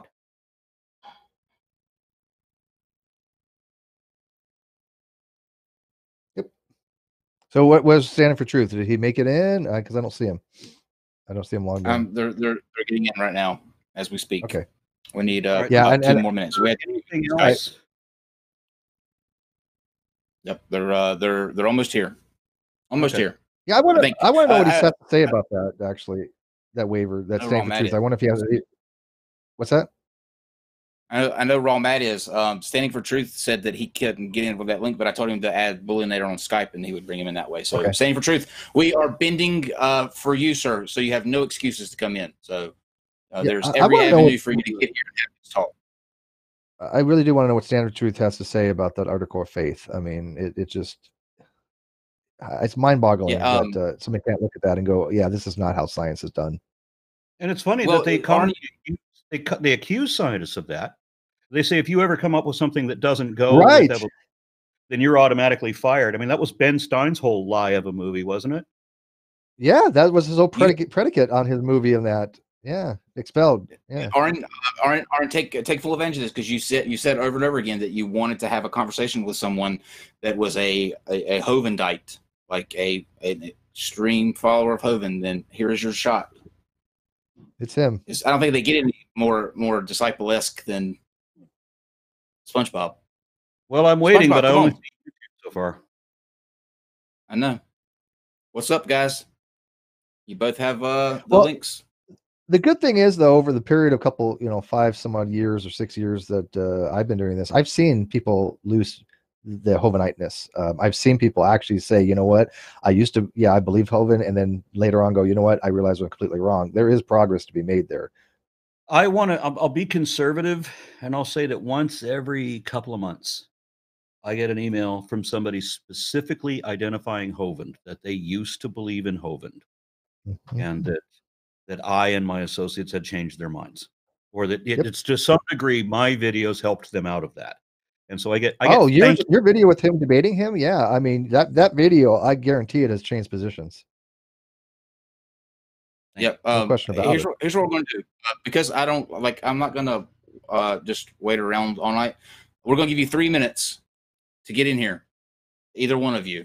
And we're not gonna play this game going back and forth all night long. You have 3 minutes. This is your one shot. You have links, and you can get in here in Skype, so there's no excuse for why you can't come in. So we will 3 minutes, and then we will deem you with the rest of the bitch maids that have made their why it's video. so difficult for some people. It's only the creationists that have very difficult times most of the time trying to get in here. Whenever I try to have a debate, like in a discussion forum, where you have to have some like basic text skills on bracket commands, for that text form, the creationists are always completely muddled. They can't figure it out at all. Like bracket quote, bracket close quote, right, like that. Sure. Them and flat earthers. Them and flat earthers are just as bad too. Did you see Jeranism's experiment where he went to prove the flat Earth, and he literally said, now, if I see the light at this angle, the Earth will be flat. But if I see it at this angle, it means that the Earth is a globe. There's no way it will be at this angle, though, right, everybody? Guess where the light showed up? Do you know what he said? His answer, his response to it was priceless. He's sitting here on camera and just goes, Interesting. Yeah, that's what happened. That was the Bedford-Level experiment. What they did, Aron, I don't know if you saw it. That was from the Netflix movie Beyond the Curve. And what they did was this: they went over like a lake, and they had a laser beam with 3 things like this with holes in it. And so if the Earth was flat, you would see the laser go straight like this, and there'd be no variation because of curve, right? And he said, well, if the Earth is round, then there should be a curvature, and he would have to raise the height, much higher in order to get over that curve so as to see it. And they started with the experiment, didn't see anything, and of course Netflix is filming this. He didn't see anything, and then he said, well, raise the light above your head, and the guy did, and all of a sudden you see the light. He's like, interesting. It was priceless. He's gotten so much. The flat Earth community has like gone nuts on him, but he still hasn't lost any patrons. I don't get it. He's still making $1,500 a month to put out complete nonsense. What a scam that is. I don't get that at all. They're trying to add you on Skype, I think. I think they're lying because I'm sitting here on Skype. Like, wait, a Christmas lying? Stop that. That's Dave. That doesn't happen. But they have the 9th commandment. They would never violate the 9th commandment. By the way, I don't know if you know this, but I have to go 30 days without using a pejorative or invective, so I can't insult anybody using a bad word. So lying is not an invective, okay? Creationists lie. That's a statement of fact. So you can't call me out on that, okay? Okay. Now to that end, I'm waiting for your guy to show up because I have a handful of questions for him. Yeah, I don't know why he's creationist when he shows up. They're both saying that they're trying to get in, but I've never had a guest that couldn't get in on one of these avenues. Normally we just go one way or the other. You have the link to get in here, and you have Skype. Dave's name, Bulleninator. It's in the live chat. There is no reason why you can't connect to this call. None. And two of you? Are they on a cell phone? Because that's a problem I often have. Is that, well, I can't get it to work on my phone. Yeah. Yes, they can. The thing is, though, there's two of them. It's Skype. It's Skype. One of you ought to be able to Skype Bulleninator. It's been typed multiple times in the chat by multiple people. Both of you are having the same issue. May I suggest that these creationists contact an atheist who can act as translator and receive email messages that they can then convey? I've told this story before, and a lot of people know it, but I'll tell it again because this is perfect that you said that. Nephilim Free, if you remember, couldn't figure out how to use Hangouts for a year, and he actually didn't let atheists explain it to him because he thought that they were trying to screw over his channel, right? But no creationist offered to help him. It was just atheists offering to help them. And I had offered to help him, and he took me up on it. I was offering. I spent an hour helping him. And so I actually got Nephilim Free back in the air, and I do apologize for that. But yeah, it's like if you want to have expertise on something, don't go. Don't and, you know, this is a good time for me to apologize to you, Steve, and Kyle. I was in Denver. When I got a notice that you guys wanted me to be on your show, and I didn't know that Nephi was going to be on. I don't think I knew that Nephi was going to be on, but I was in Denver, and I had just come from a sold out thing where they filled the venue up. They were actually turning people away because there were no spaces to fit them in the room, even standing room only. They couldn't fit them in. I was really happy to have brought that kind of a crowd. But then the people wanted to take me out and celebrate, and they took me on a brewery crawl. And I hadn't had anything to eat at all that day, at all. And they took me to 3 microbreweries. One of them gave me a private tour of their walk-in refrigerator to pick out all their highest volume ABV. I'd be in heaven. So by the time I got online, you were sloshed. That's not what you're apologizing for. Yeah, there's nothing to apologize for. That was awesome. I have to tell you, I was feeling more or less straight when I was getting to my hotel, and I'm pretty sure I was good again 20 minutes later. But I think you got that rare moment where, oh shit, got to ride this wave. You were at that peak. Let me tell you, I was straight 30 minutes before, and then you stopped right there. See, to me, that means something completely different. Of course. Well, straight without a kink. What? Okay. Yeah, I get what you're saying. Yeah, there's nothing to apologize for. That was like sometimes people need like Nephi, who are just so blockheaded and so like stubborn and so like I'm right, you're wrong. I'm right, you're wrong. You can, that they need somebody just to come in and smack them around a little bit. It was. I don't remember what I did, except that I know that somebody else was in the room to help me even get online. And I remember recognizing Nephi's voice and going off on him. You did. And the next thing I knew, I wasn't online anymore. So I can only assume that I was deliberately dropped from your call. So no, apologize. No, we didn't. No. We had to close. We had to close the show because I had another stream right after, so we had to close everybody out. Like, it wasn't anything. It wasn't anything towards you. We closed everybody out just because everybody was still going. I want you to know, the 1 minute that I had with Nephi was great fun. He was. We loved it. He was back in the chat issuing you a challenge, a debate challenge. I sent him the link to come in. He's just MIA, but he was in here. He was on the outside chat just a little while ago. But that's been a long time coming. I mean, and it's so funny is because he's been badgering you to have a discussion for God knows how long. And I think you were right when you had a Facebook post a long time ago. You had said, I'm only going to debate people that are propped up by their community as their a spokesperson because you're busy, and I get that. And nobody from Neffy's own group nominated him. Nobody. That's how bad it was. No, I am doing a debate. I'm doing a debate this weekend. In fact, on Saturday, I will be in Waco, Texas, debating. I think his name is Tyler Veda or Tyler Vela, something Vega. Like that. Anyway, Tyler. Tyler. Is it Vega or Vela? I know who he is. It could be Vega. I don't know. I don't know. It's the first name's Tyler. But anyway, he's a Facebook friend of mine. Okay.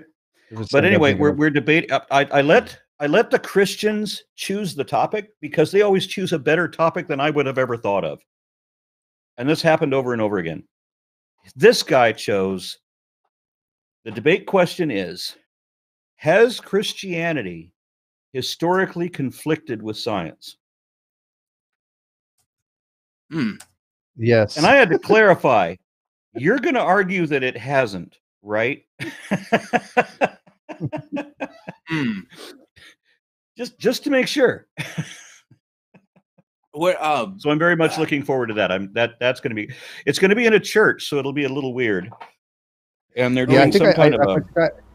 If this guy I'm thinking of, actually, he used to be a Facebook friend. I eventually blocked him because he was standing up for Red Pill Religion. If it's the same guy I'm thinking of, Dean Esmate, Red Pill Religion. He was just you don't. Oh man. Oh, okay. Yeah. Really? You know him. You're in for He's creative. that, you know Dean Esmate. Max Colby. Red Pill Religion. Really? I'm shocked. What? Well, yeah, we'll have to introduce you to that because I'm sure you Dave, what's the story? Point of order. I've had 3 people from this chat connect to me, 1 from a phone. You guys, there is no excuse. You can't get to me through Skype. Oh, guess what job Standing for Truth does? He's a software engineer. I have my doubts.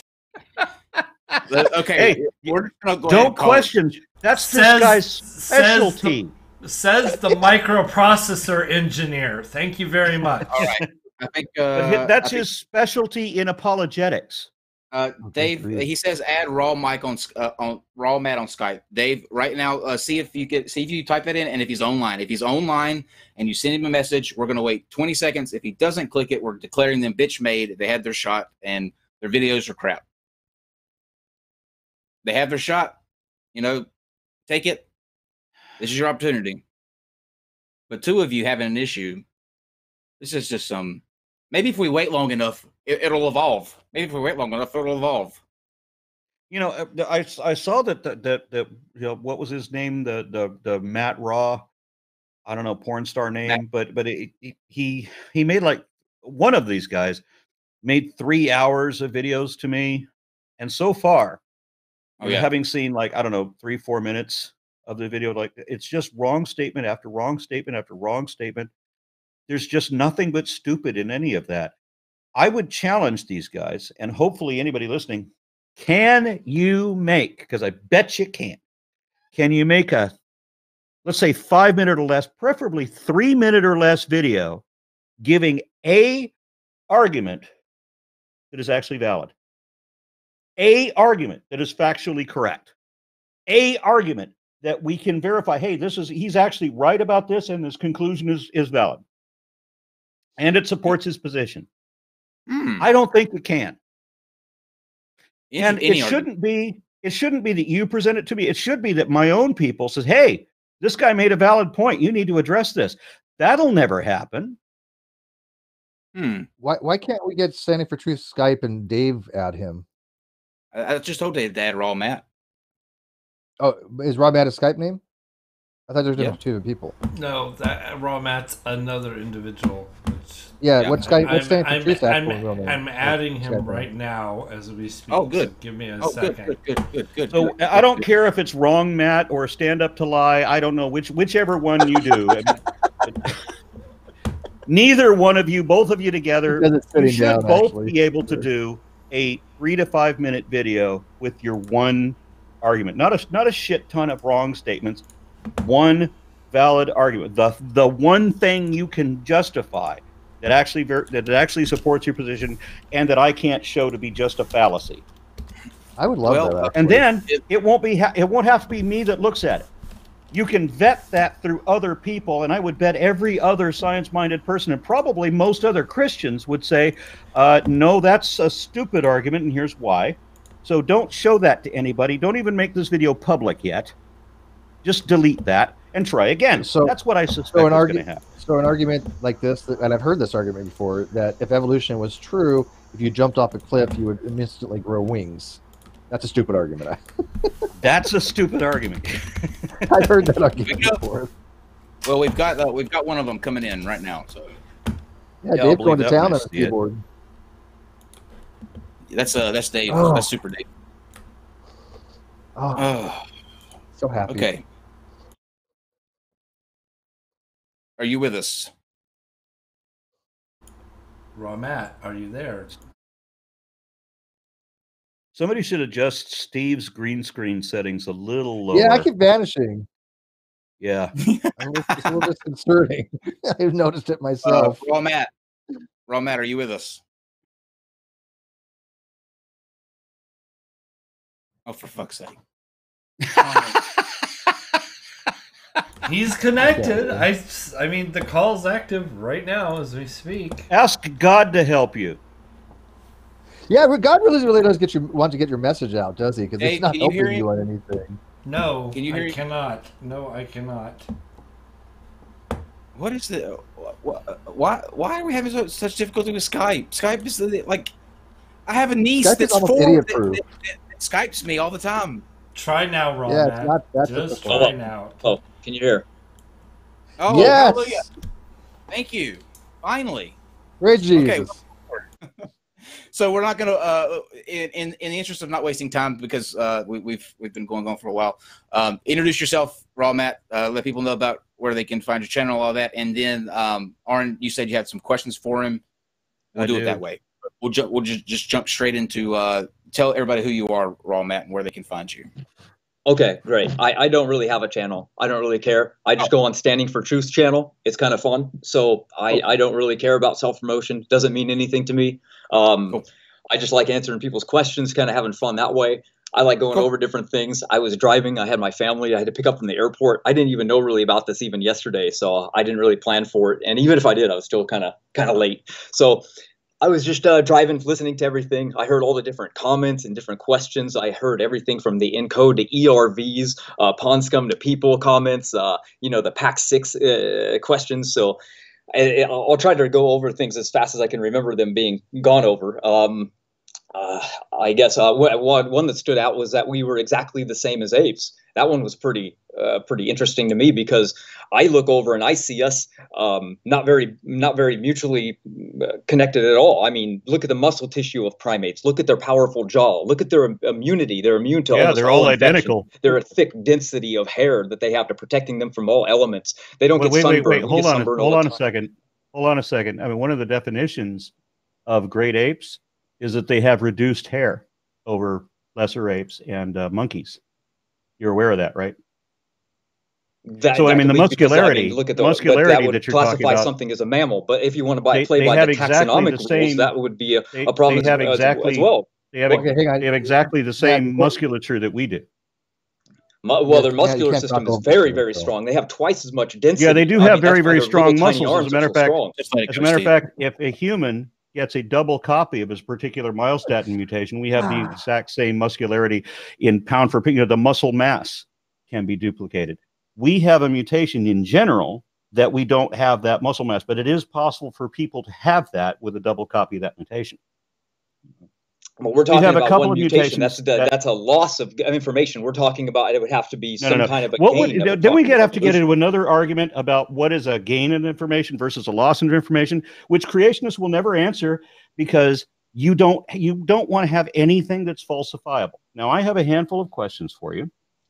Are you a Hovind supporter? Hovind? No, I only heard about him through pretty recently. Okay, never mind. These questions, the questions that I had were for somebody who supports Hovind. Now, I was under the impression that the person I was going to be talking to tonight had made a video saying how Hovind had won our exchange. That's the other guy. So anybody that has that impression, that's what my questions were for. He'll be here. He's coming on. I guess I beat him here to it. Beat him to the punch. But here's my question to you then, Aron. We know that things are by a taxonomical terms, right? So we're categorizing everything taxonomically. We know that it was invented a while ago, I think by a creationist, but we want to look at everything and classify them together. So if we're at a zoo and a little kid says, "Mommy, look at that little monkey over there," the mom will say, "No, honey, that's not a monkey. That's a chimpanzee or a primate," right? She'll change and correct the child. But if the same little kid were to point at you and say, "Look, Mommy, that's just an ape," she's going to say, "No, that's a human." So if we're going to play by taxonomical rules, then to say to equally say that a human is an ape is to say that a chimpanzee is a monkey, and that's 100% wrong taxonomically. So why are we now using taxonomically to smuggle in humans are just apes? No, it's not. No, it's not 100% wrong. It's 100% correct that the monkeys and the apes and the humans, first of all, are all primates. All of the above are in the primate category. So it was a tradition that is now being discarded that you would separate humans from apes and apes from monkeys, saying that and this was one of the problem with a number of traditional scientists still haven't understood that. Okay, the word monkey is a colloquial term, not a scientific term, but it still applies to Anthropoidea or simiiforms. They are still the monkey group. That's still the monkey taxon, and that does include apes. And the ape subcategory of monkeys does include humans. So when the child says, "Look at that monkey," it is our tradition to go back to the lower taxonomic name and then eliminate us. Like, look at all these animals, and then you would not expect that in the category of animals that there are people, even though people are definitely animals. There's no question that people are animals, but it is our tradition to separate them. That's a colloquial tradition, not scientifically applicable. So when the child says, "Go look at that monkey," they could be talking about me or you. Yeah, and same when they're talking about a chimpanzee. There's reasons. Chimpanzee is every bit as much a monkey as we are. The term ape and monkey are groups of what they are. They're not taxonomic levels. They're groups, and they are what he would say colloquial, the groupage. And they could be monophyletic or paraphyletic. Okay, monophyletic would be that the colloquial word monkey equates to the taxonomic clade of Anthropoidea, which is also simiiforms. Both words apply to the same clade. Yes. The colloquial word ape conforms to the taxonomic superfamily Hominoidea, which means ape. And we're Hominoidea, yeah. So because we're grade ape, right, Matt? So the way I would explain it is this to a kid, to my daughter. Although we are monkeys, we are apes, we would be monophyletically fish as well. There's no useful use for using that type of terminology to separate things. We don't want to talk about things that we have similarities with a fish if you're an ichthyoist, right? They're going to separate that out. So they're going to make it paraphyletic. I got to jump in on you, Steve, because fish is different. The word fish and the word reptile are both different because they don't. Reptile can only be taxonomically synonymous with diapsids or what is the other one? I forget the name off the top of my head. But fish doesn't have a taxonomic classification at all. It doesn't have a definition. Right. So what we use instead is chordate. So cladistically, we are still just really weird monkey fish. Yeah. I totally. We're chordata. So that's a good point, though.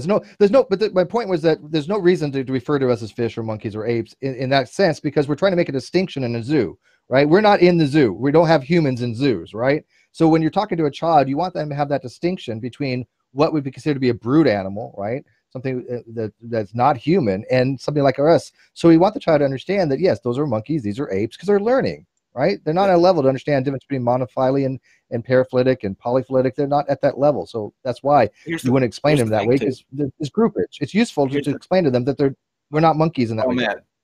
Here's the thing, too. I'm interested to hear, based on the things that you heard us saying, what your opinions are. We have waited this entire time for you to arrive. You're here, so I want to hear from you and what your thoughts and opinions are, and why you think that you drove a nail. Let me ask you this question: why do you think that you drove a nail into Aron's phylogeny challenge? What's your What's your strongest piece of evidence for that? Well, in a different variety of ways. Just to say it would be done with one way would be ridiculous. So I would have to say that obviously taxonomically isn't what I was trying to do. I was trying to show that everything is a bush of life rather than a single tree of life, which is what the creationism model kind of is. I wanted to show that if we're evolving, then how come, like I was saying, we've lost every single beneficial physiological adaptation that a primate has? Like I was saying, from muscle tissue, which he recognizes too, is then the powerful jaw, immunity, thick fur. They never get cancer. They have better DNA methylation levels. They never need reading glasses. They never have outdoor allergies. They never fail, and they have far better hearing. They have far better color vision. They do have those everything things. better. Except no, they don't. They don't have everything better. They have the same thing. They have the same ailments that we do. They have the same inability to produce vitamin C that we do because we share that mutation.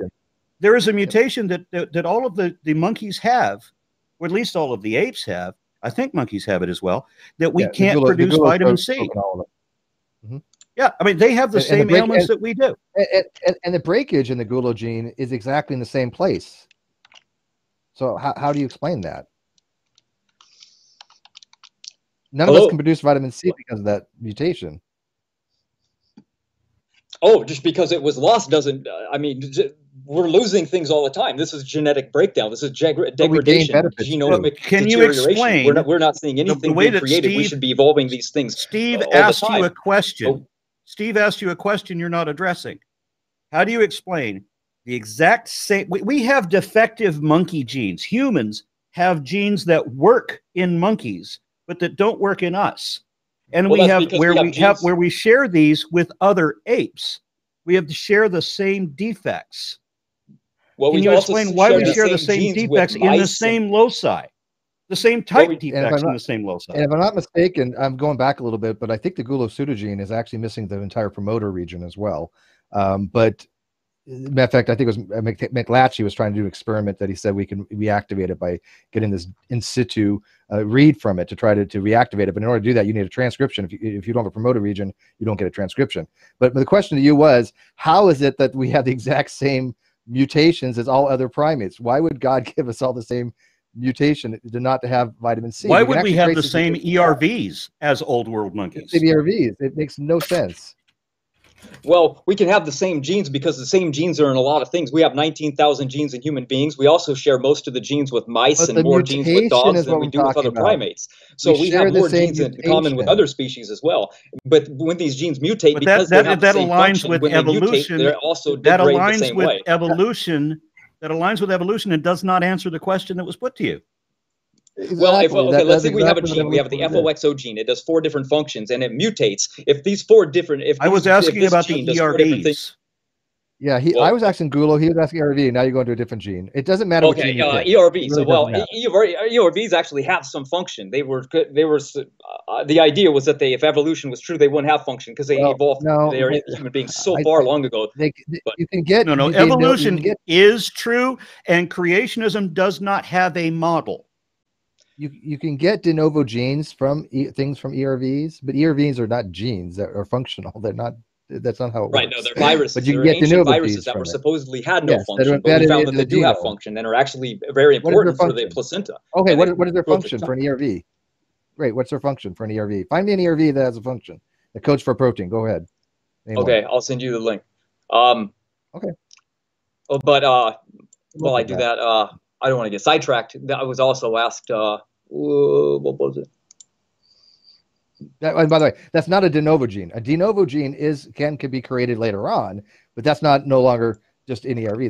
That is a functional gene.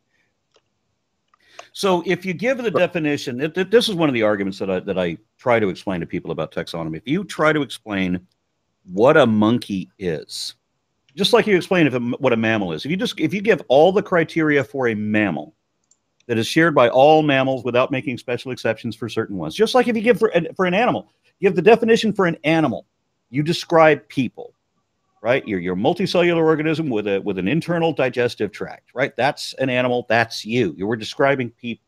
You describe a vertebrate. You describe a mammal, right? You have mammaries. You have fur. You're warm-blooded. Okay, so that's you. You're describing people still.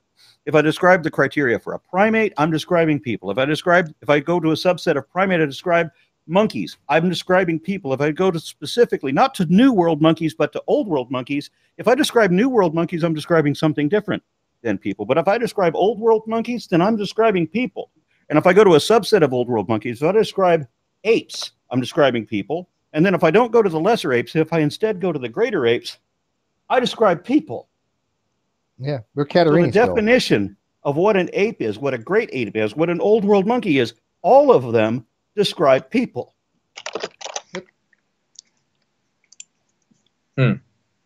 Related. Yep, pine tree, elephant is related. I like the photo. Now, the video series, again, that I referred other people to, I explain all of this in my series called the Systematic Classification of Life playlist. Just look up Systematic Classification of Life, my series. It's Matt, about 40 episodes in, and it explains all exactly that. Can I ask Matt a question? Matt, can you phrase for us what you think the Phylogeny Challenge actually is, though? In your own words. Systematic classification of life. It's trying to figure out where all life came from. It's trying to it's not to follow them back so we can identify where these common ancestors came from. Challenge, though. What's the challenge? Yeah, what is the that's not even remotely it. No. Yeah, that's not the Phylogeny Challenge. That's not. Yeah. So it's for us to prove what a created kind is. A creationist challenge. It's a little. Well, if you want to give me a creationist challenge, I'm game. No problem. But my phylogeny challenge. Are you one of the people that pretended to have answered the phylogeny challenge? Yeah, he was the guy in the third video. Yeah, he was the guy in the video that we were going over. So he just described what he thought the phylogeny challenge was, and it wasn't even in the same ballpark. Yeah, it's completely wrong. So Matt, how could you have answered the challenge? You don't even know what it is. Have you seen the video wherein I explain what the Phylogeny Challenge is? Well, because it's a big term. It covers a lot, so I cover a lot. He asked you a question, Matt. He asked you a question, and I think it's an important question. Did you see the video where he laid out exactly what the Phylogeny Challenge was? Yeah, it's like a 6-year-old video, right? It was around a while ago. I don't know. I tried to answer pretty much everything in it because it covered a lot. It wasn't just like a yes and no. It covered a lot very specifically. It gave what the challenge is, and no part of that was what you just said. No part of that had to do with figuring out where life came from. It was a challenge to creationists, you said, where we had to figure out what is a created kind. Yeah, you have to identify a created kind, and there was a number of yes or no questions. All you had to do was answer those questions, specifically answer each of those series of questions. Where do you answer no? And give the data showing how you know that. Well, I give a list of living fossils that were known, even though they're I don't know how many living fossils there are. There's tons. I've shown that all of them. I'm guessing you didn't answer no to any of those questions that I put in that challenge. I give you a base questions or answers like the honeybee and the flower was probably a created kind because they are symbiotic in organisms. Honeybee and flower are not in the Phylogeny Challenge. That was not one of the questions. A created kind was. So you want to know what a created kind was. And I gave a series of specific questions, and I asked you to answer no on give me in each of these queries. There was like 4 of them, 4 sets of questions. Answer no and show me how you know that. Now you just said honeybee and flower are a created kind. How is honeybee and flower a single created kind? That doesn't even make any sense. How is a plant and an animal the same kind? What? Wait, is there a symbiotic species? The flower needs a plant and a plant needs a honeybee, for example. They try to say that beetles and men did it. Except that they don't. And we know that earlier plants used wind for pollination. Then and earlier insects developed a dependency on pollen, which ended up being co-beneficial, which developed a symbiotic relationship, which means that the two didn't have to be invented at the same time. Well, that's a presumption because Japan has now lost It's not a presumption because it's indicated in the fossils, and we know from other organisms that that's how they work. So that is not a presumption. It's indicated in evidence. The presumption is pretending that things were made by magic. That's the presumption. I'm following the evidence, not the presumption. You're defending the presumption. Don't accuse me of your faults. Well, as far as we know, honeybees are required for plants because Japan has now lost their bees, and now they now have to pollinate by hand. Except that they are not. Every ability. There are many plants that don't require any kind of insect-related pollination at all. There are many that use wind, and there are variants that have adapted or have become accustomed to using insects, but other variants of that same group use wind. Wind is not as efficient as insects, and that's why there's a population mechanics preferential deficit to the, the benefit to the ones that have insects. But there's no indication nor possibility that they were created magically at the same time. Yeah.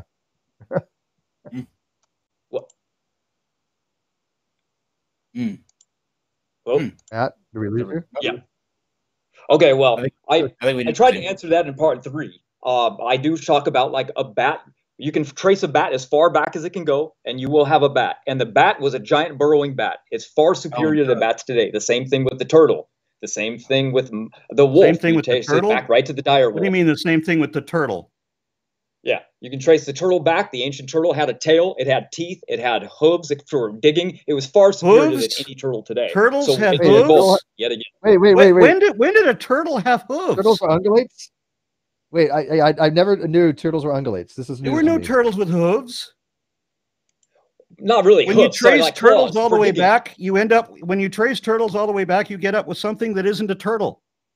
Something that has teeth where turtles do not have teeth. Something that did not have the plastron or a carapace, but that did have thickened ribs. And that becomes the only indicator of what this previously identified as an apsid is actually a secondary diapsid. It has broadened ribs. That's about the only indication. And then later species have a plastron and no carapace. And then later species have a separated carapace and broadened ribs. And then later species have them fused. So we have the entire evolution of turtles. You trace them all the back, you get various stages of evolution. You do not get a turtle all the way. It is not turtles all the way down. Well, turtles today also don't have some shells, and the ancient turtle definitely. What turtles today don't have shells? So we're seeing de-evolution. What turtles today don't have shells? There's morphological gaps between the turtles when they originally looked at them, and then when they started looking recently, they found that turtles have no shells when they spend their life in the ocean. The longer they spend their time in the ocean, the less they need a shell. What turtle has no shell today? Biologically speaking, not through like accidents and things. You said that turtles today don't have shells. What turtle has no shell? I don't know what species it is that gets rid of the shell, but yeah, I can find it. It's I save everything. So they had a shell, but then they got rid of it.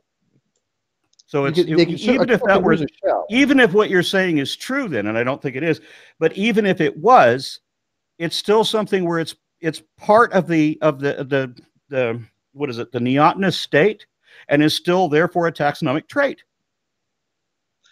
I can see, but it's still in the turtle species. It's still the turtle. It's still a turtle.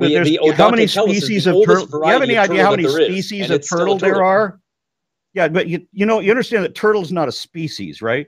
That turtle is like thousands of species. It's not. There are two different cladistics definitions for turtle. They're still debating. No, there are not. There is not two different definitions of species. There is not a definition of species that includes all turtles.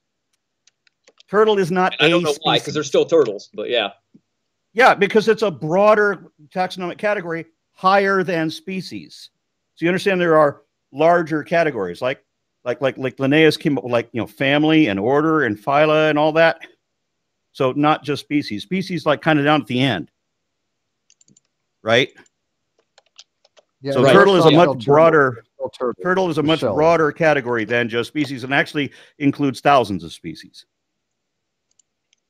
Got it. So what I usually tell people is, rather than just constantly going against evolution, I would like to say that we have a way to determine whether or not our model, or whatever you would like it to have, whatever you'd like it to be, we can look at with statistical odds. We can take the Bible and we can line it up and we can say, well, what are the odds? We can do this. We can go, what are the odds that all human beings are related by 99.9%? What are the odds that human beings have three we're not going to do this because I understand how exactly like Noah's I understand how the fallacy of probability works. I understand how you can take you can take all the events that I did today, the things that I did today, in the exact order that I did them, at the exact time. What are the chances that I did every one of those things in that order at that precise time? All of those, it becomes impossible. That's how the fallacy of probability works. What are the odds that everything I did today actually happened? So that's why that argument doesn't work. One of the many ways that creationism doesn't work is in that there is no way that creationism does work. There is not a prediction that you have made as a group, as creation has made, that has come true. Not one. There is no way to falsify either, because there's a lot of predictions creationism has made that have all failed, many times spectacularly, but you'll never admit any failure. What would it take to prove that creationism did not happen? What would be the evidence of that? Have some aliens land. That'll change everyone's mind. No, it wouldn't, because the aliens would have evolved as well.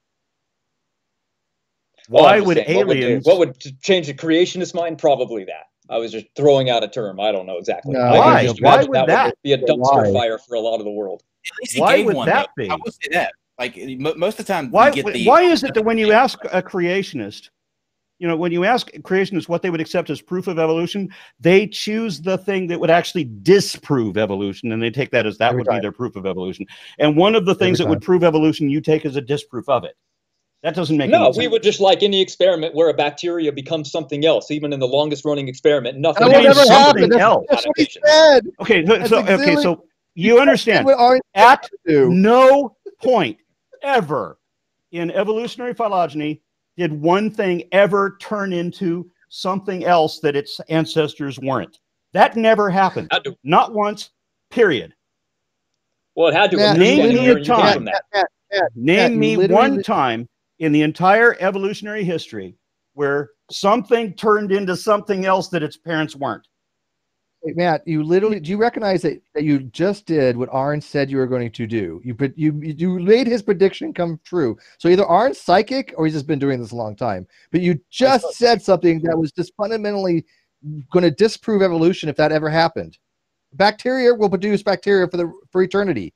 Okay? A bacteria can never produce a non-bacteria. It never happens. We didn't evolve from bacteria. We're not bacteria. You know what the law of microevolution would say that eventually it turned into something else because it had to have. No, it doesn't. No, it doesn't. No, evolution in general. Microevolution. Now, I understand that you don't know what microevolution is, and you don't know what macroevolution is, and you don't know what evolution is, and you don't know fuck all. But I'm going to help you with this. Evolution, period. The definition. Descent with inherent genetic modification. Now, you can take genetic out, just make it simple. It's descent with inherent modification. Descent with inherent modification means that the descendant is a modified version of whatever the ancestors were. Modified version of whatever the ancestors were. So you take the original clade that the ancestors were and add a new trait. Still belongs to the parent category.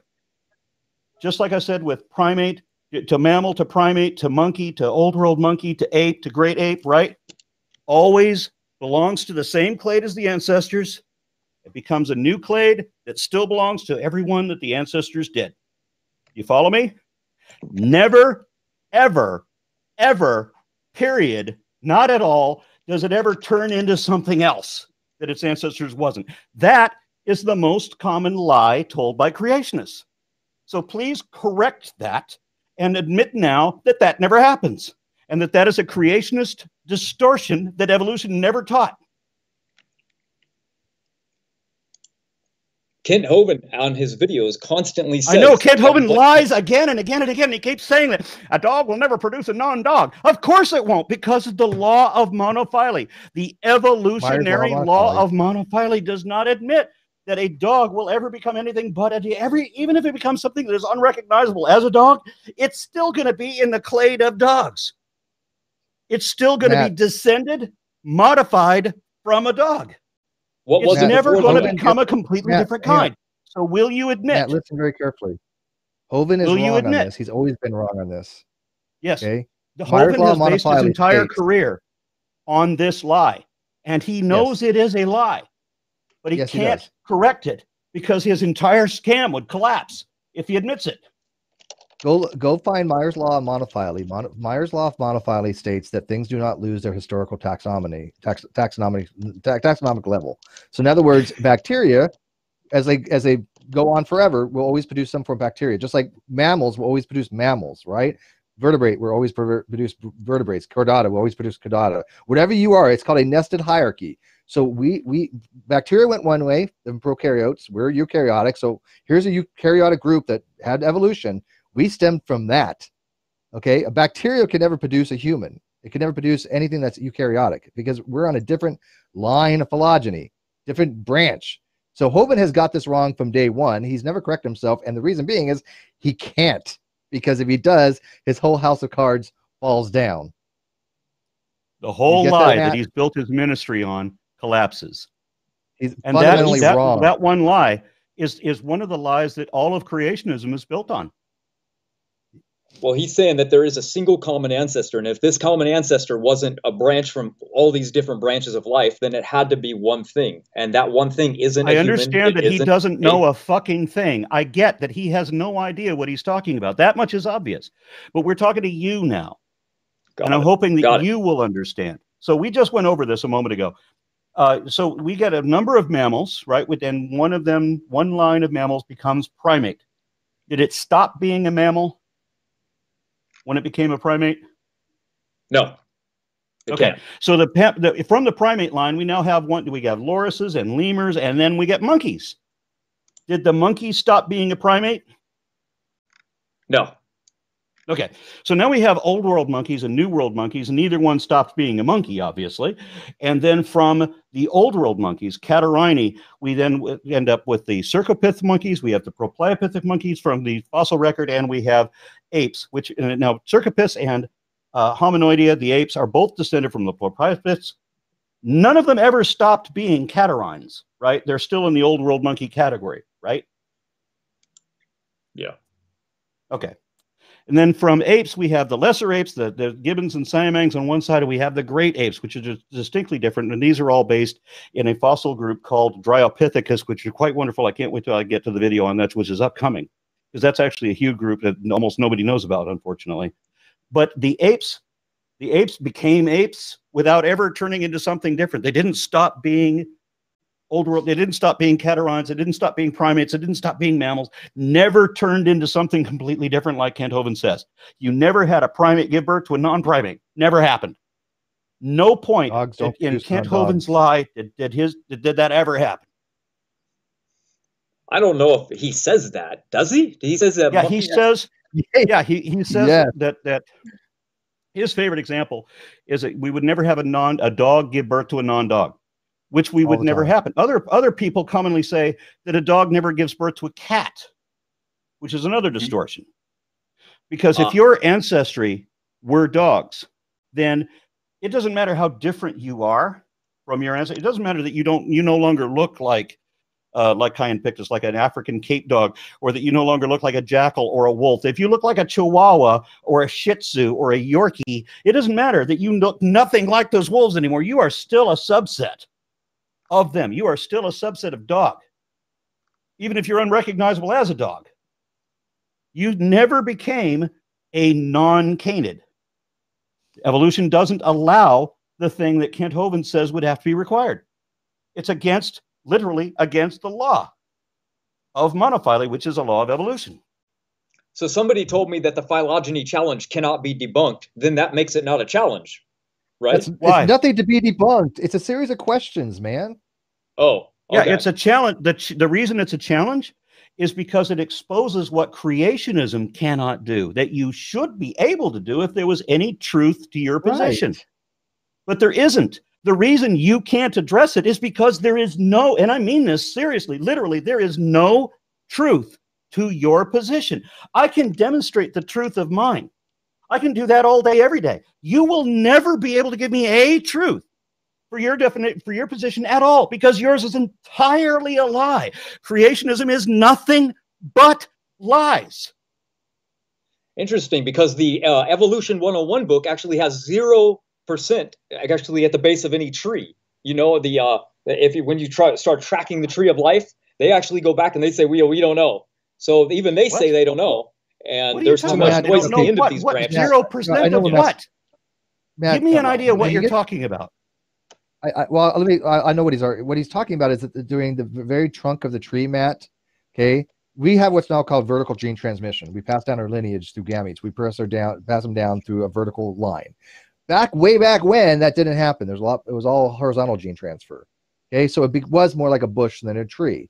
Okay, so it's very hard to determine the ancestry at a certain point. It's kind of like the Big Bang. You can only go back to a certain point, and after that, you can't see any further because of recombination period. He was this close. I felt it like he was almost there, like he was almost about to get it. And then Matt?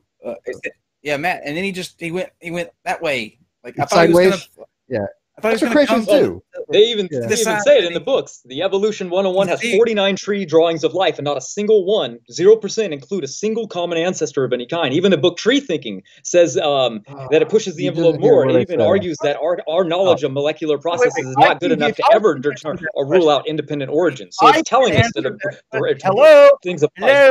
I can answer that. That's our model. The bushes of life, not tree of life. Hello. Am I muted? No. No, Matt's just over talking. No. I can answer your question. What are you looking for? I'll show it to you. I brought up the bat earlier. We know it goes back to the giant burrowing bat. We don't know anything before a bat. There it is with its wings perfectly evolved right there. Whales. I know of the earliest fossil bats are neither giant nor burrowing, nor were turtles ever hooved. Yeah, they were never ungulates. That was not look at your sources anymore, because your sources are lying to you. And by the way, there's many common ancestors, right? The last universal common ancestor is not an organism; it's a population, and it's not the first organisms on life or that existed. So you have to understand how these trees work. For example, if we are the last common ancestor to all members of Mordia, then we would look at something called Paralithicus catalonicus, which was discovered in Spain not many years ago. And the way they discovered it, which was something that Aron was talking about earlier, they made predictions of what they would find, what strata they would find it in, and guess what they did? They went out and hunted for it, and they found it because evolution. Let's get an answer predictions. for him. Let's get an answer for him on the bat thing. I'm sorry. Can you answer that about the bat thing? Because he said he wants an answer to that. Where the bat ancestor leads back to. Is there anything on that? So that way he can move past that example. I just did a video. Well, I didn't actually focus on bats, but I did a little bit of their family. Scandentia and the separation to Dermoptera. And previously, bats had been misclassified. Morphologically, the megabats were more similar to primates than they were to insectivores, and the microbats are more similar to the insectivores. So when they mapped their genome, they actually thought it was convergent, and that the megabats were primate-based, but the genome says no, they're monophyletic, and that all bats are share the same ancestry, and that they are more closely aligned to shrews. So what you have, even though with Dermoptera, you have a perfect transition to a bat, especially if you're looking at the megabats, because structurally they're almost exactly the same. If you look at what they call a flying lemur, it looks exactly like a flying fox, where the megabat, the fruit bat, except that they have this, they don't have the oversized hands, but they do have the membrane that covers the entire body, and they do glide. So all you need is the oversized fingers, and you're a bat, essentially. Hell yeah. Batman, really. We are literal Batman. You hear that? Yeah. You hear that? RawMatt, your site doesn't have that. Your site doesn't have that. We have real Batman. Come to the chart. Anyway, go ahead. What do you say to that, Matt? Oh, no, I like it. I was just I was seeing if anyone was going to be joining me. Doesn't look like anyone is. Well, Stanford Chief can't figure out how to get in. I don't think he won. He hung you out to dry on this one, man. Yeah, he lets you hang yourself on this, buddy. Did we get an understanding that evolution would never even allow for a dog to give birth to a non-dog, or for anything to become a completely different thing than its ancestors were? Do you admit now that that is a creationist lie? That never happens. Evolution doesn't even allow for that, much less teach it. I know that dogs never produce a non-dog. Absolutely. But that's not what I'm asking you. Evolution not said to you. That dogs would not produce a non-dog. Correct. Do you understand that evolutionary law says that according to evolution, okay, so according to evolution, you agree with that. Then. And so that it is a lie. It is a lie for a creationist like Hovind to say that it's somehow disproof of evolution that nobody's ever seen a cow produce a non-cow. Right. Yes. Gotcha. Yeah, so I don't think he's probably talking to a layman person. Very simplistic way. His terminology is very simple. For 30 years, 40 years, for 4 or 5 decades, he's promoting this lie, Matt. Come on. Have a little bit of integrity here, dude. He knows it's a lie. So many times. He knows it's a lie. But it's a lie he can't stop telling, because then he'll have to go out and sell used cars for a living. There's his autobiography, Lying to Layman, the story of Kid Hovind. And so Matt, is this true? And I'm looking at it now. You have a book written with Standing for Truth? Yeah. No. What is it? Yeah, I'm looking at it right now. Okay, can I read the title back? Whichever one I'm talking to. If we got an admission that Kent Hovind is lying when he says that evolution ever taught that one thing should ever become a completely different thing, I'm assuming now that we got that admission that is a lie, that you're admitting that is a lie that Hovind tells, and that creationists in general tell. Well, they just don't understand it. They're just saying even it when because they know it's wrong. Even when they know that it's wrong, they keep saying it anyway. Yeah, that. Hovind's been correct on this numerous times. Now, Matt, I've gotten Hovind to admit a couple of his claims have been wrong before. He's not infallible. Matter of fact, every one of his claims in his 9th edition Creation Notebook is wrong. Every one of his claims is wrong. I got him to admit on air about was in 2015, I think it was, that 2 of his claims, yes, were demonstrably wrong because he couldn't get out of it because I proved it in real time and I have the evidence. He doesn't care. He still uses those 2 things to this day. Now he says he doesn't. They're still on his DVDs. They're still on his slides. He still goes to seminars. I'm sure still uses it. He doesn't care. Yeah, I know, because he's got a great scam going where he has women and money and property and acreage, and he gets to sound important. Yeah, free labor, and they're building his retirement home. All he has to do is lie to the rubes. He's the P.T. Barnum of creationism. So aren't they putting the image on the gates too? Don't they have? I think I heard that they're going to put a thing of Hovind on the gate to of a Dinosaur Adventureland. Yeah, listen, whoever I'm talking to now, I forget the name, but it doesn't matter, I guess. I want to get into since you're obviously not going to get any support here from the guy who liked Hovind, we're just going to deal with you. The definitions we brought up a moment ago between macroevolution and microevolution. I'm going to guess you don't know what they are, even though you've already referenced Evolution 101, which does explain this. And there are a number of other sites that explain it as well.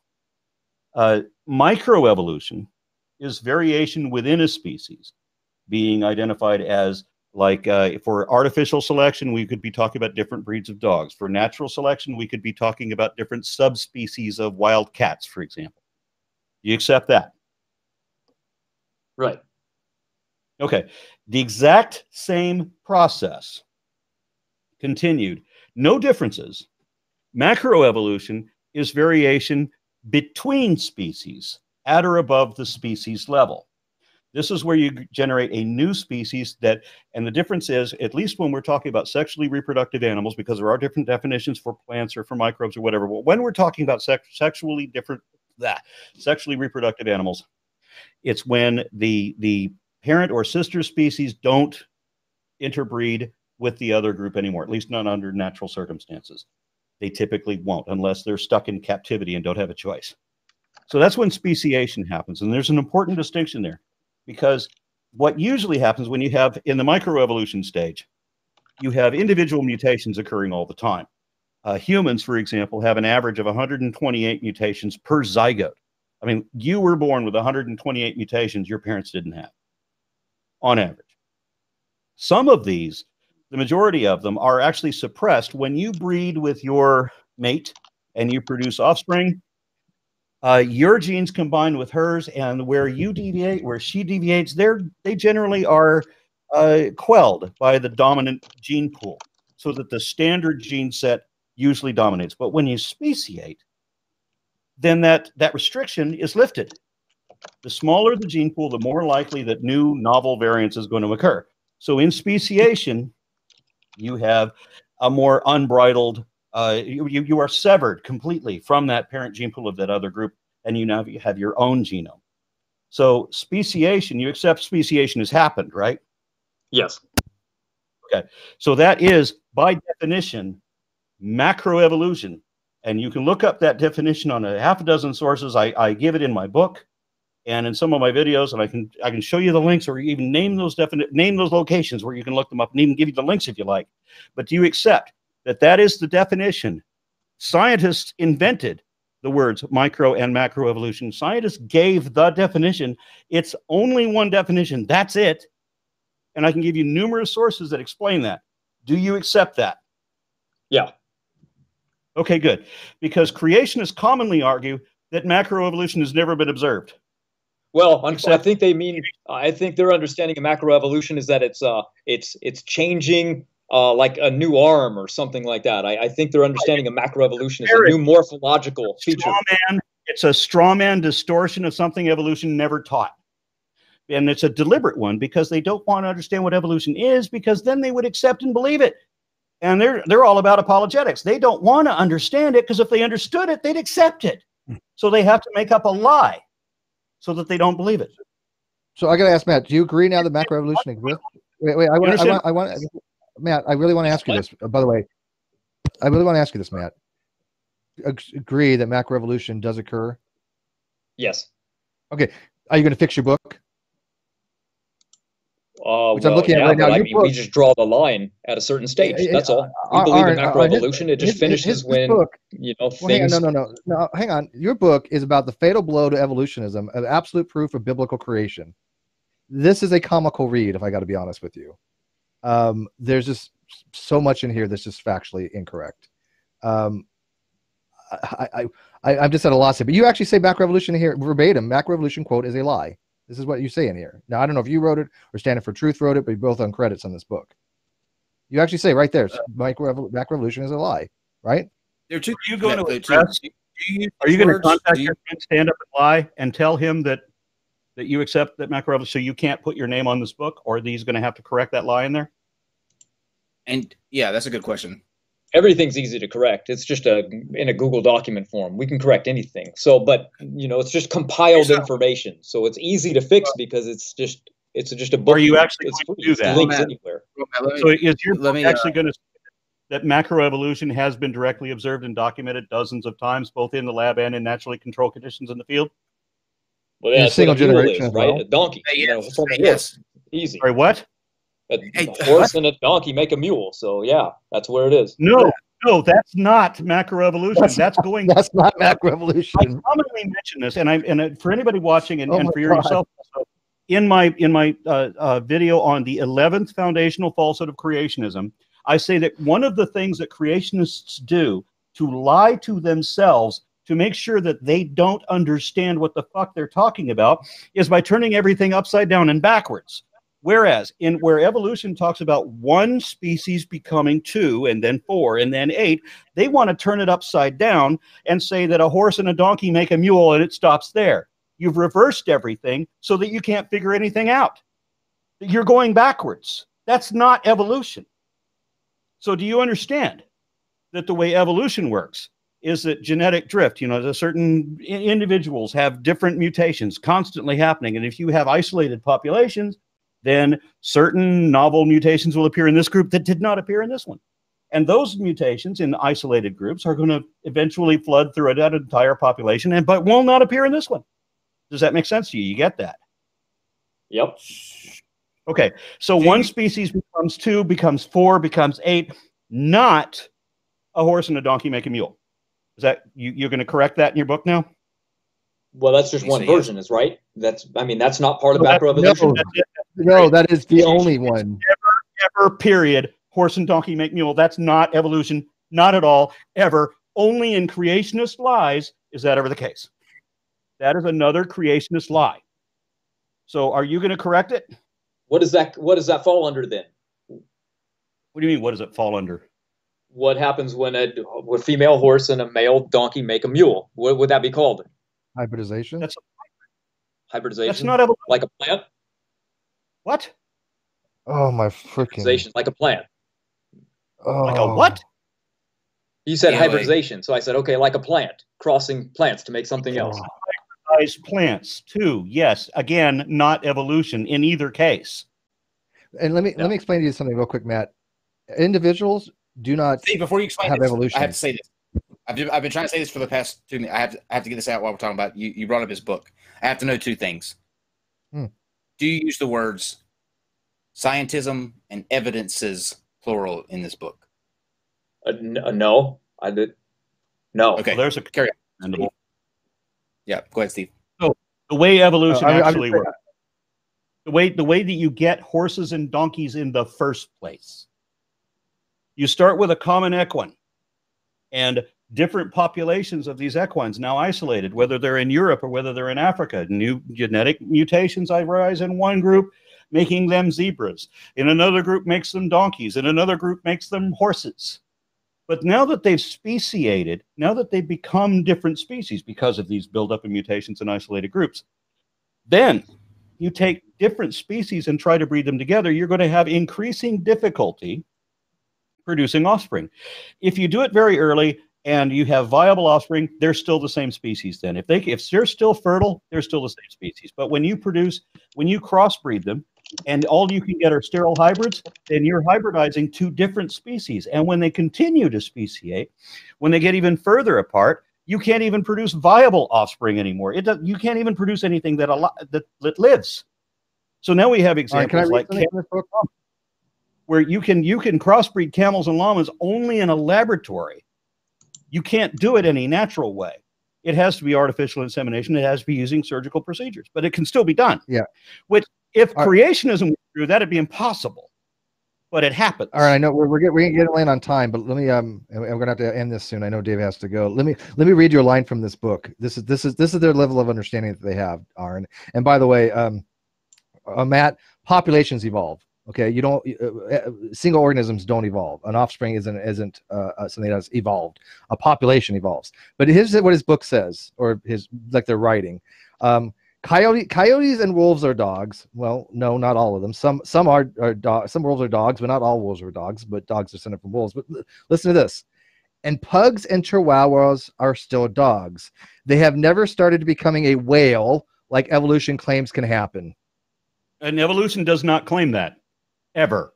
Where in the world, Matt, would you think evolution claims anywhere that a whale, Cicadia, could evolve from? Because whales supposedly canine. Evolved from a land mammal, which was a land Amblicitus and all that. Not a dog. No, that's not what you said. The quote is, it says evolution claims that a dog can evolve into a whale, that a whale can come from a dog population. Find me anywhere that says that, and in any scientific literature, and I'll delete my damn channel. My pug Archie is offended. And if you can't, you delete your book. And evolution does not say anything. A individual anything turns into a individual anything either. So that's multiple levels of lie there. You going to correct that? Yeah, it's fractally wrong. Well, that's cryptic, because then you're just not making a prediction that can be falsified. If you're just going to say, well, this thing can't do that thing, then that's unfalsifiable, not science. No, Matt, well, hold on. The prediction is... Wait. This is important, Steve. And I know that you have good answers, and I'm going to... I'm just going to be rude for a moment. I apologize. No. Fuck. I lost where I was. So go ahead and take it, Steve. Sorry. Me too. There is a falsification here. The prediction is dogs will produce dogs, and if you see a dog produce a chicken, evolution's falsified. And you're I did a video called Falsifying Phylogeny. It's part of the same playlist that you found the Phylogeny challenge. This is the first video in that series. Is Falsifying Phylogeny explains how to falsify evolution, how evolution would be falsified if it were false. Now, there's all kinds of ways to falsify creationism that science accepts, but that believers will never accept. You will never accept any proof that you're wrong. We've got all the proof that you're wrong that would ever be needed. You just don't accept any of it. That's the problem. But you can disprove evolution. If it were false, you could disprove it. The reason you can't disprove it is not that it's, unfalsifiable and therefore not science. You can't disprove it because it's not false. That's your problem. I got you there. There you go. And I gotta tell you, man, everything I've read in here is just bizarre. It's like neither one of you are taking a course on any of this. I have to tell you too, though. I'll send it to you, Aron. You've got lies, and then you've got ignorance. You're gonna, if you publish that, that's your permanent record. You're on record as having said absolute inane bullshit that you knew was false. Yeah, and I sent you the document. If you ever get bored and want to read it and have a laugh. There you go. There's 100 falsifications of evolution theory right there that I posted for Kyle. So that's only 50 pages. You'll like that one. Real short and sweet. Everything from beneficial mutations, ERVs, you name it. Simple, short and sweet. Let me know what you think. Excuse me. Shall we have a discussion later and let me know what you think? Ongoing series. I've already done a series on a number of things that you've already mentioned. I've made individual videos on each of the points you just mentioned. Do you want you and I to have a series of podcasts where we'll spend 10 minutes a week, say, talking about each one individual of these, and every one of your arguments are going to prove not just to be lies, but they're going to be stupid. They're going to be inexcusably ignorant, and I'm going to have to teach you what you should have known full well better than before you published this. Is that what you want to do? Where should we have it on? Here on this channel or what? I'm game, but it's not my channel. I would do it on my. Whatever you guys want. But can I give Matt a little bit of warning? Matt, I listened to Standing for Truth. I know his arguments. He uses Haldane's dilemma quite often. He doesn't understand the problem with heterozygosity. He doesn't understand neutral variation. He doesn't understand Chimera's theory to resolve that dilemma. He doesn't understand any of this. So if you're going to be going against Aron and you have a podcast on this and you get your information from Standing for Truth, I got to tell you, you're not going to come out looking very well because he just doesn't understand the issues involved with these variations. It won't happen. Every single discussion you and I have, I'm going to show you the way it really is, that it was never the way you said it was, and you're going to have to concede defeat absolutely every single time. You will never score a point in your favor. Not once. Good. We'll see. I like it. You got to give him some hubris. I'll give him that. I mean, in the light of being shown wrong every single time, and still, I got to tell you, that's pretty amazing. Science is. I have to give you props because you actually came in. But what happened to your friend tonight? Where did Standing for Truth go? Standing for Truth was at work, so I was driving home, and texting him, and he told me about this going live right now, and I was like, I'm not even home, so I got back and he got off. What happened to him? He said he was going to come in. He was trying to get in. Yeah. Yeah. An hour ago. I don't know. Beats me. My mind was focused on this. Is this Matt Raw that I'm talking about now? Yeah. Yes. Yeah. Okay. So I had like a dozen lies that Kent Hovind had used, and I was going to present all of those, but apparently we're stressed for time now. So if you want to change it, we can still cover the dozen or so lies that Kent Hovind has to tell, and none of which can he ever admit were lies. After show. And we can take your 100, whatever you think, disproofs of evolution, none of which you understand, and I can educate you on every single one of those. I'll be happy to do that. And we can schedule it. Let's say not a 10-minute thing, because I can see how this is already going to go. But we will try to focus only on your one argument at a time. And we'll do, say, like a 30-minute weekly lesson for the creationist. I like it. Sunday school. I would so be a part of that. I would love that. Yeah, and if you take and you guys make a channel, this would be fun. Yeah, I would enjoy that. So I wouldn't want to. Sunday school, everybody. This is great. So all in agreement. Hold on. I've learned this before. Let's make sure that we're all in agreement here together, so that there's none of this like what happened with Hovind, where it's a I didn't agree that. RawMatt, are you in agreement that you and Aron will have a conversation once a week about a particular issue that you have, and you can discuss it? I have to throw out a caveat because the second half of April, I'm going to be in Virginia for a week. I'm going to be in Cincinnati and Kentucky for a week. Sure, yeah. Second half of availability.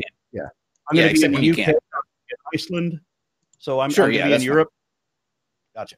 When you're here, and able, when you're here, and based on availability. What do you think, RawMatt? Are you going to agree to that? Yeah, I guess. In front of 1,000 people. And can I ask you one further question? If Aron does show you to be wrong and all this stuff, will you eventually admit that you've been mistaken and that Hovind is a fraud? Now, by the way, I had a debate with the younger creationist on macroevolution. He left younger creationism because of it, because he realized that I was right. Macroevolution is a thing. So people can change their position. Are you able to? Already. He's already conceded. Hang on, Matt. Kyle, I can't hear you. You're breaking up. What?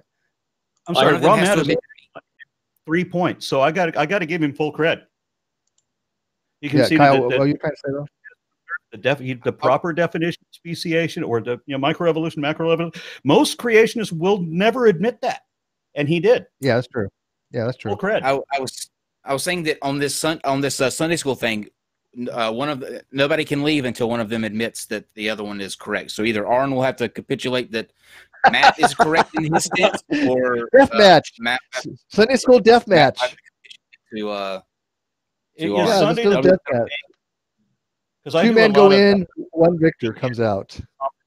Yeah, a weekday would be better. That's fine. I was just making. We can still call it Sunday school, but it was just it can be any day. I don't care. Whatever days it works for y'all. It doesn't matter to me. The best day for me. Tuesday worked because there's a lot of places that I fly off to in the middle of the week. Sure. And I won't be back Tuesdays until like Monday. So Matt. I'm most often on Tuesdays. Yeah. Okay, there you got it. Tuesdays it is. Tuesday, all right. Tuesday time. I'm delighted you guys are going to set it up, and I'll just leave you to untrust you to that. Awesome. Oh yeah, we'll make it happen. Well, any of you guys have anything? Matt, you want to say any wrap up? Any last minute thoughts or anything you have? It's getting late. It's all good. I meant to go a little while ago, but do you want to plug your? Do you want to plug your friend's channel after he abandoned you? We will Standing for Truth. Yeah. Feel free to come by. I try to go on the channels. He goes live maybe once a week. So he has people come on either to debate or ask questions or do whatever. Same as you guys, really, but not like it's not, controlled in any way. People just come on and he has debates. I try to moderate. Actually, I don't know what the hell I'm doing, but I do. Put up time limits and. Wait, what? We control? We control. This is the first time I've ever heard of it. This is the Wild West over here, buddy. So we let them I don't even know half the time like who's coming on or when or why. So I just show up. Yeah, and I want to reiterate that full cred because you did make concessions that most creationists would not, and I have to bow to that and respect it. I agree. That's why the chat gave you all of those raw props. I made the hashtag raw props for RawMatt. So when you see the chat do the raw props, that's for you. All right. Thanks, guys. All right. Yeah. Thanks. Talk to you guys later. Gotta go. Sure. Aron, I'll look through the super chats real quick, see if there's any direct questions for you, and then you can check. There's quite a few on this. Walk away from the camera just for a second. Sure.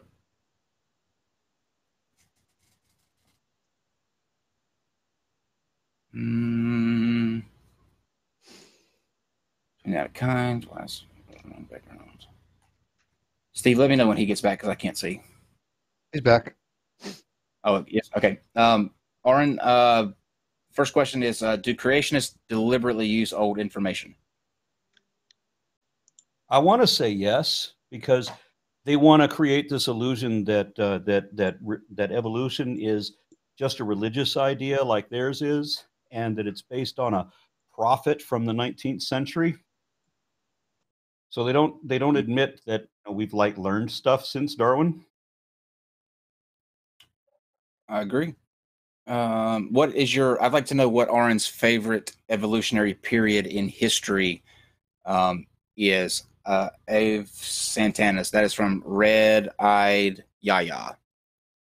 Permian. Okay. How many? Well, that's for Nunbot. Is the narrative correct in that some fish wanted to survive and somehow willed legs and gills to disappear?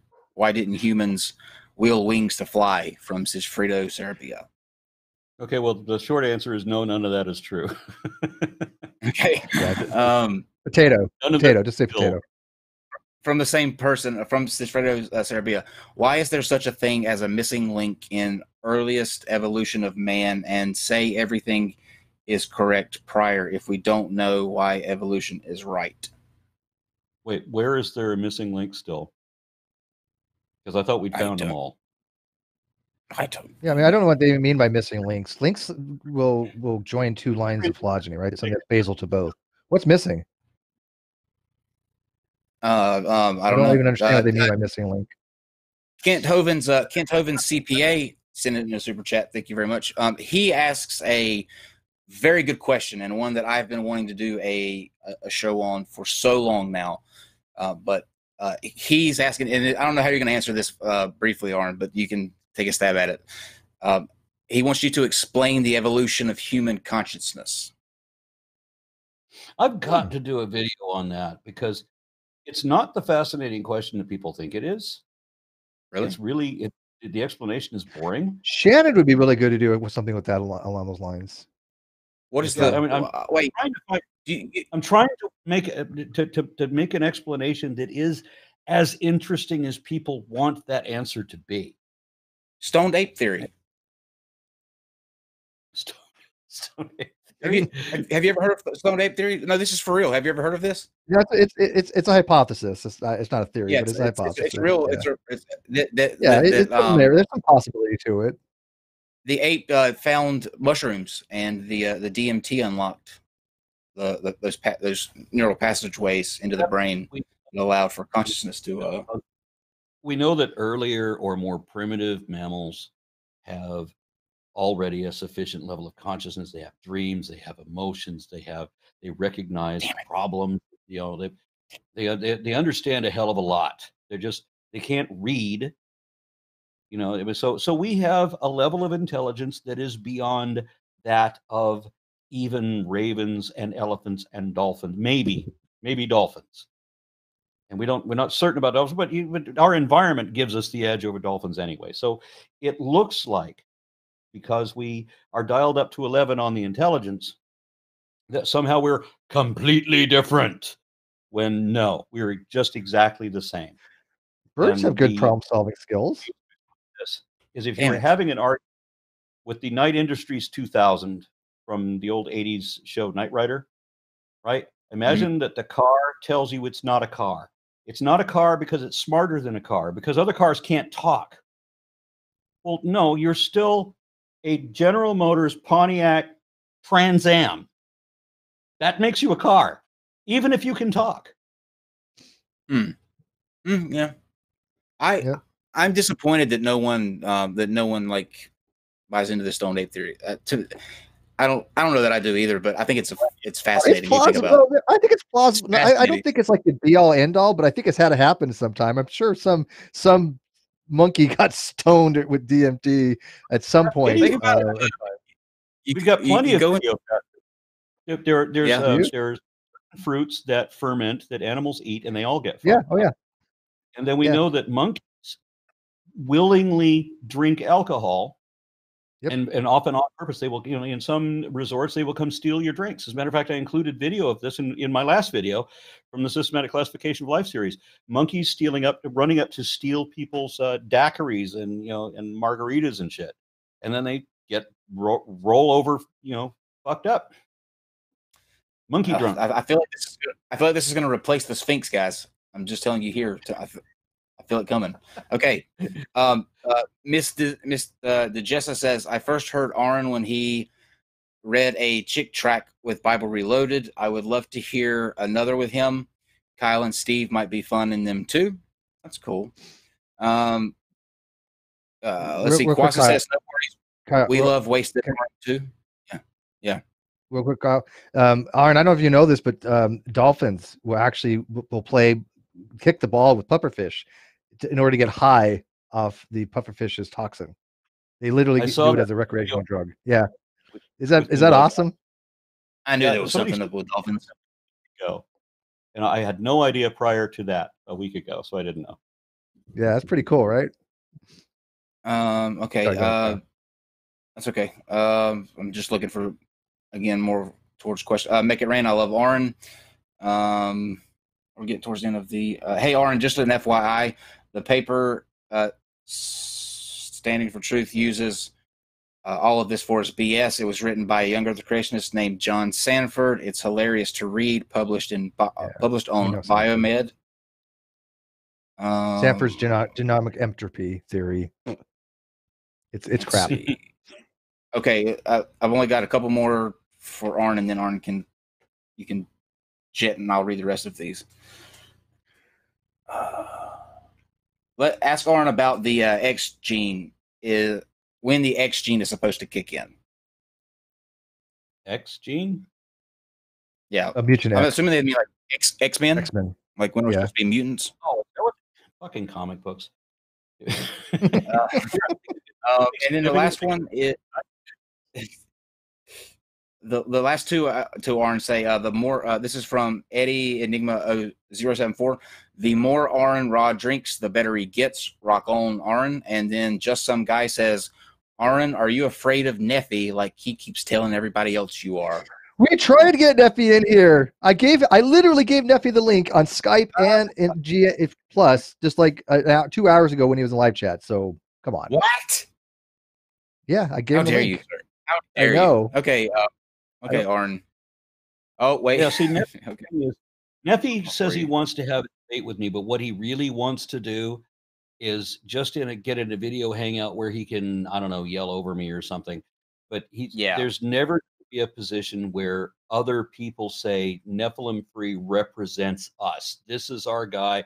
We want you to debate him. Nobody's ever going to pay money to go to a venue to watch me debate Neffy. And they're not going to pay. I would. Anybody. I would.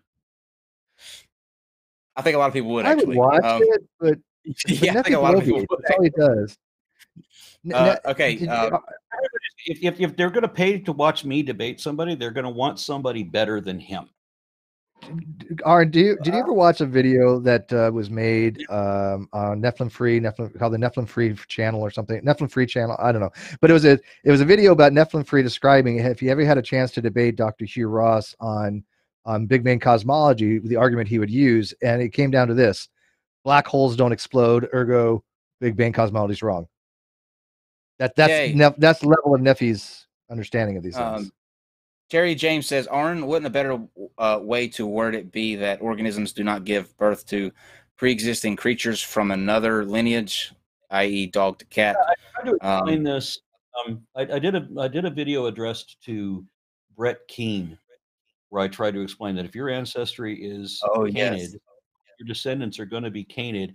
They're not going to, and some creationists will argue that they don't jump species, and by that they mean it doesn't become a member of the opposing or the other family. You know, why would it give birth to somebody else's kid? That doesn't make any sense. And then the last one to you, Aron, says this is from Kent Hoven's cellmate. So we have Kent Hoven CPA and his cellmate. Everybody's jumping off ship. I left creationism before I heard about Aron Rob, but he has helped me get more interested in evolution. Please keep being awesome, dude. Thank you very much. All right, Aron. Well, do you have once anything again, no, I always have a good time on the show. And this would be a good time, I guess, to promote. Like I said, I'm going to be in Waco for that debate upcoming. If you guys want to share the link, I'll post it with you. And Please. then I'm going to be in Richmond, Virginia for a humanist conference called Saved by Science or Dare to Care. I think actually both titles apply there. So look up Dare to Care or Saved by Science in Richmond, Virginia, and that's being hosted by the Humanists. And then right after that, I will be at the American Atheist Conference, which is the following weekend, and that is in Cincinnati. And part of the joy about that is that Answers in Genesis is holding what they tend to answer evolutionists, lie to evolutionists. And so at their Ark Park. So I'm going to be going down to Noah's Ark for like the third time to protest that mess. And I'll get some video of it. That would be awesome. I'm sure it's fun. I'm really Sync looking it forward this to time. that. I would so do that. I would love that. That'd be awesome. And then of course, and guys, make sure weekend after that, I'll be back in Dallas to meet y'all for Faithless Forum, and I'm really looking forward to that one. And I need to get some links together to help promote that event as much as well. It's already sold out. Yeah, sold out. So yeah, it's completely sold out. VIP tickets and general admission are completely sold out. But there is, like I said, there is a you can go on the website and sign up for the cancellation tickets in case people get to where they can't go. But I want to plug one thing for Aron too, and that link is in the description of this video as well. What he does is extremely important, and he has a Patreon. So if you are able, make sure that you go and support him to keep him doing what he's doing and keep him putting out the information that he does, because it does help a lot of people. I know it did myself included on a personal level, so I can vouch and stand behind it 100%. But Aron, always a pleasure when you come on. Thank you for being here, and we will see you soon. Thank you. Bye-bye. See ya. Okay, Steve, are you ready to buckle in? Yeah, what you got? I got a lot of messages. Some of them are hilarious too. Okay. Hi, everybody. All right. Kenthoven CPA. Water, pine cones, and elephants. Shannon Q. If Aron doesn't get Apologia and I drunk and give us crabs too, I'm going to be pissed. Well, don't worry, sister. I'll make sure that happens. Because we're going to be like this all weekend. You and me, all weekend. Sorry, Paul. Quasta says, what beer would Aron recommend with crab? Does beer and not fried seafood even go together? I can answer you this question because as a chef, I can do this. You want a white wine with crab. You're not my dad. Really. Oh, I thought you were talking to me, Shannon. Diamond Cherry says, Aron, if you brew your own beers again, I'd give my left nut for you to put it on the market. Put the beer on the market or your left nut? I've got a mini fridge that's sorely empty at the moment. Nate Brydenbrough says, Aron, I already read that one. Savage King, what this guy doesn't know is that each species definition has a use. That's the definition between that and a kind. Steven, if any of these you want to jump in and... Oh, yeah, you're good so far. Reed Chaparro, why is Nunbot breathing in the background? I didn't know she could breathe. If that is in fact her, we have a bigger issue at hand than other things. Has Nunbot became self-aware? It's very possible. She's got a big wrench, and I'm terrified of where she will stick it to. Daniel Cole says, woohoo, Aron is back. Rock on, you glorious pine tree. The Athens 619. There is no theory of evolution, just a list of animals Chuck Norris allows to live. That's actually funny. The Sandring person says, I always like listening to Aron talk about phylogeny. Thanks for coming. Reed Chevrolet, evolution is true like all scientific theories, just like atheism is a positive belief. Believe me, LOL. Tatted Philosophy. Can I get a hashtag bitch made? Yes, you can. Only for one person, though, tonight. Only for Standing for Truth. Standing for Truth is bitch made. We are giving hashtag raw props to RawMatt. What is a RawMatt, Steve? I've been wondering that. I forgot to ask him.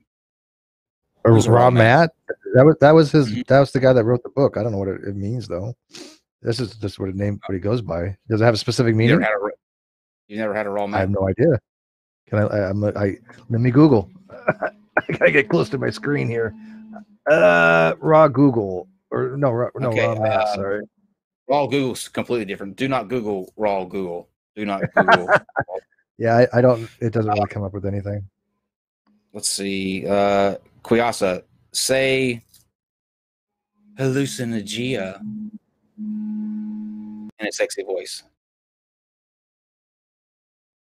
Hallucigenia in a sexy voice. I hope that was sexy enough. I forgot what sexy is like a long time ago. Ever since I started on YouTube, I don't even know sexy anymore. Fredo Cerebius, how many points in evolution are considered random? I don't know. Fredo Cerebius, is the narrative correct? I've heard that one. Why is there such thing as a... Read that one. When did reproduction evolve?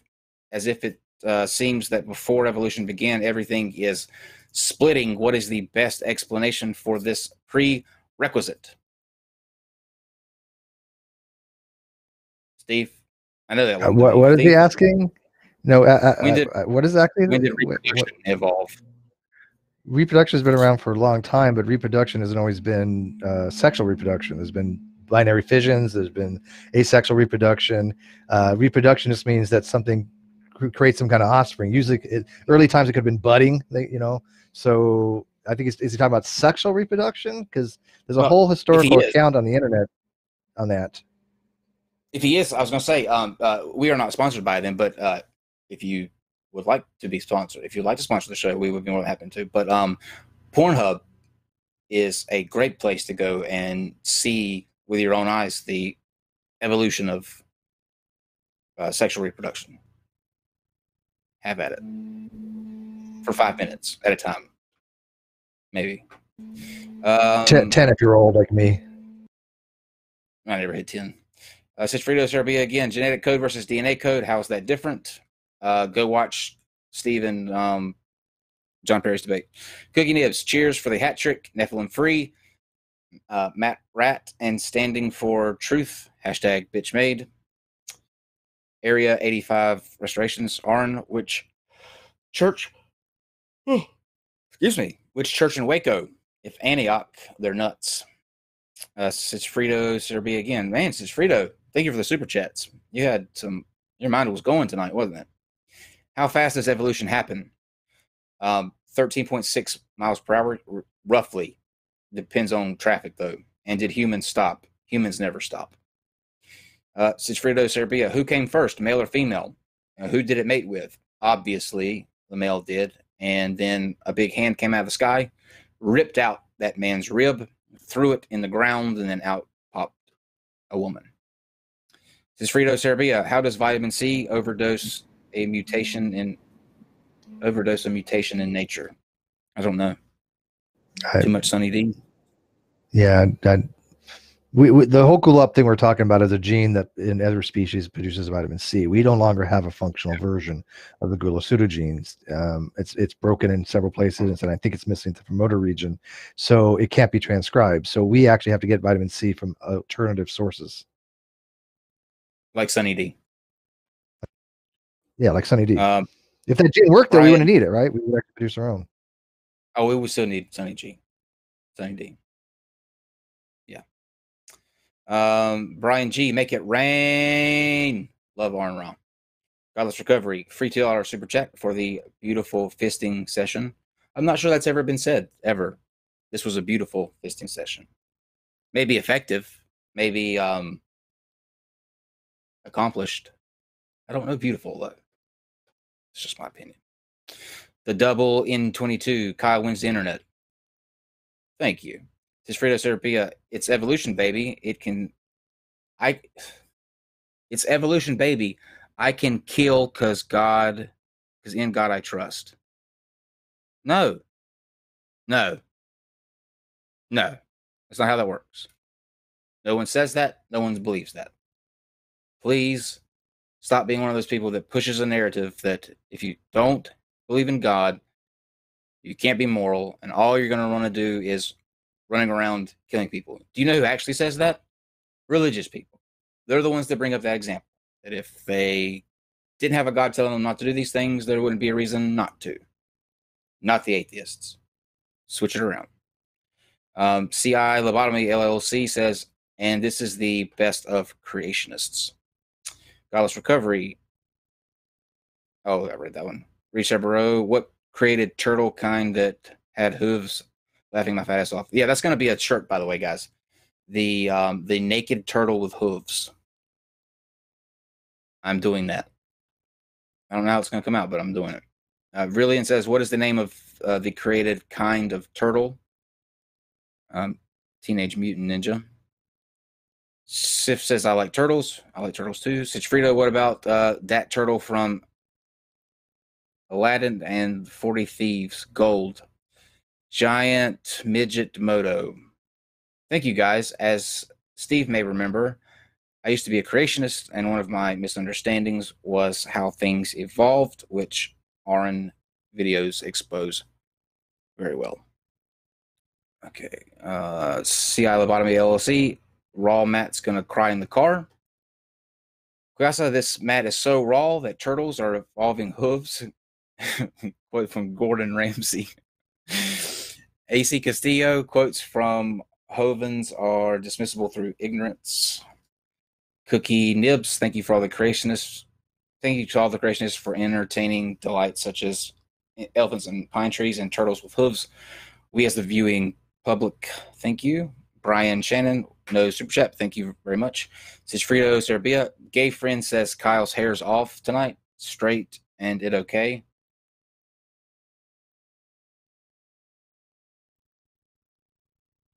Don't look away from me, Siegfriedo. Stare at me while I'm looking at you with contempt. How dare you? How dare you? Brian G. Come on, standing for the truth. What the hell? You're disappointing everyone. You claim to have the truth. Out with it, man. Kent Hovind lying for Jesus, lying to layman. Eddie Enigma, the more Aron Raw drinks, the better he gets. I already read that one. Violently Brantley, I'm just sending this for more points. Hashtag never follow. Just some guy. Aron, are you afraid of Nephi like he says you are? Richard House, how do you not insult these creationist idiots? Ziggy Zach, ask Aron when the X gene is supposed to come out. Reed Sherbero, Stone Ape Theory gives self-reflection. Aron. Logan Rossi 89, Kyle's Art Supply Fund. Thank you. You love my doodles. I know you do. Violently Brantley, pay attention. Shannon is trying to tell you something. Okay, Shannon, I'm looking. Kent Hovind, Cellmate. Read that one. Terry James. Aron, I wouldn't. Oh, I read that one too. Okay, I think we're getting to the last two, maybe. I think I saw two come in.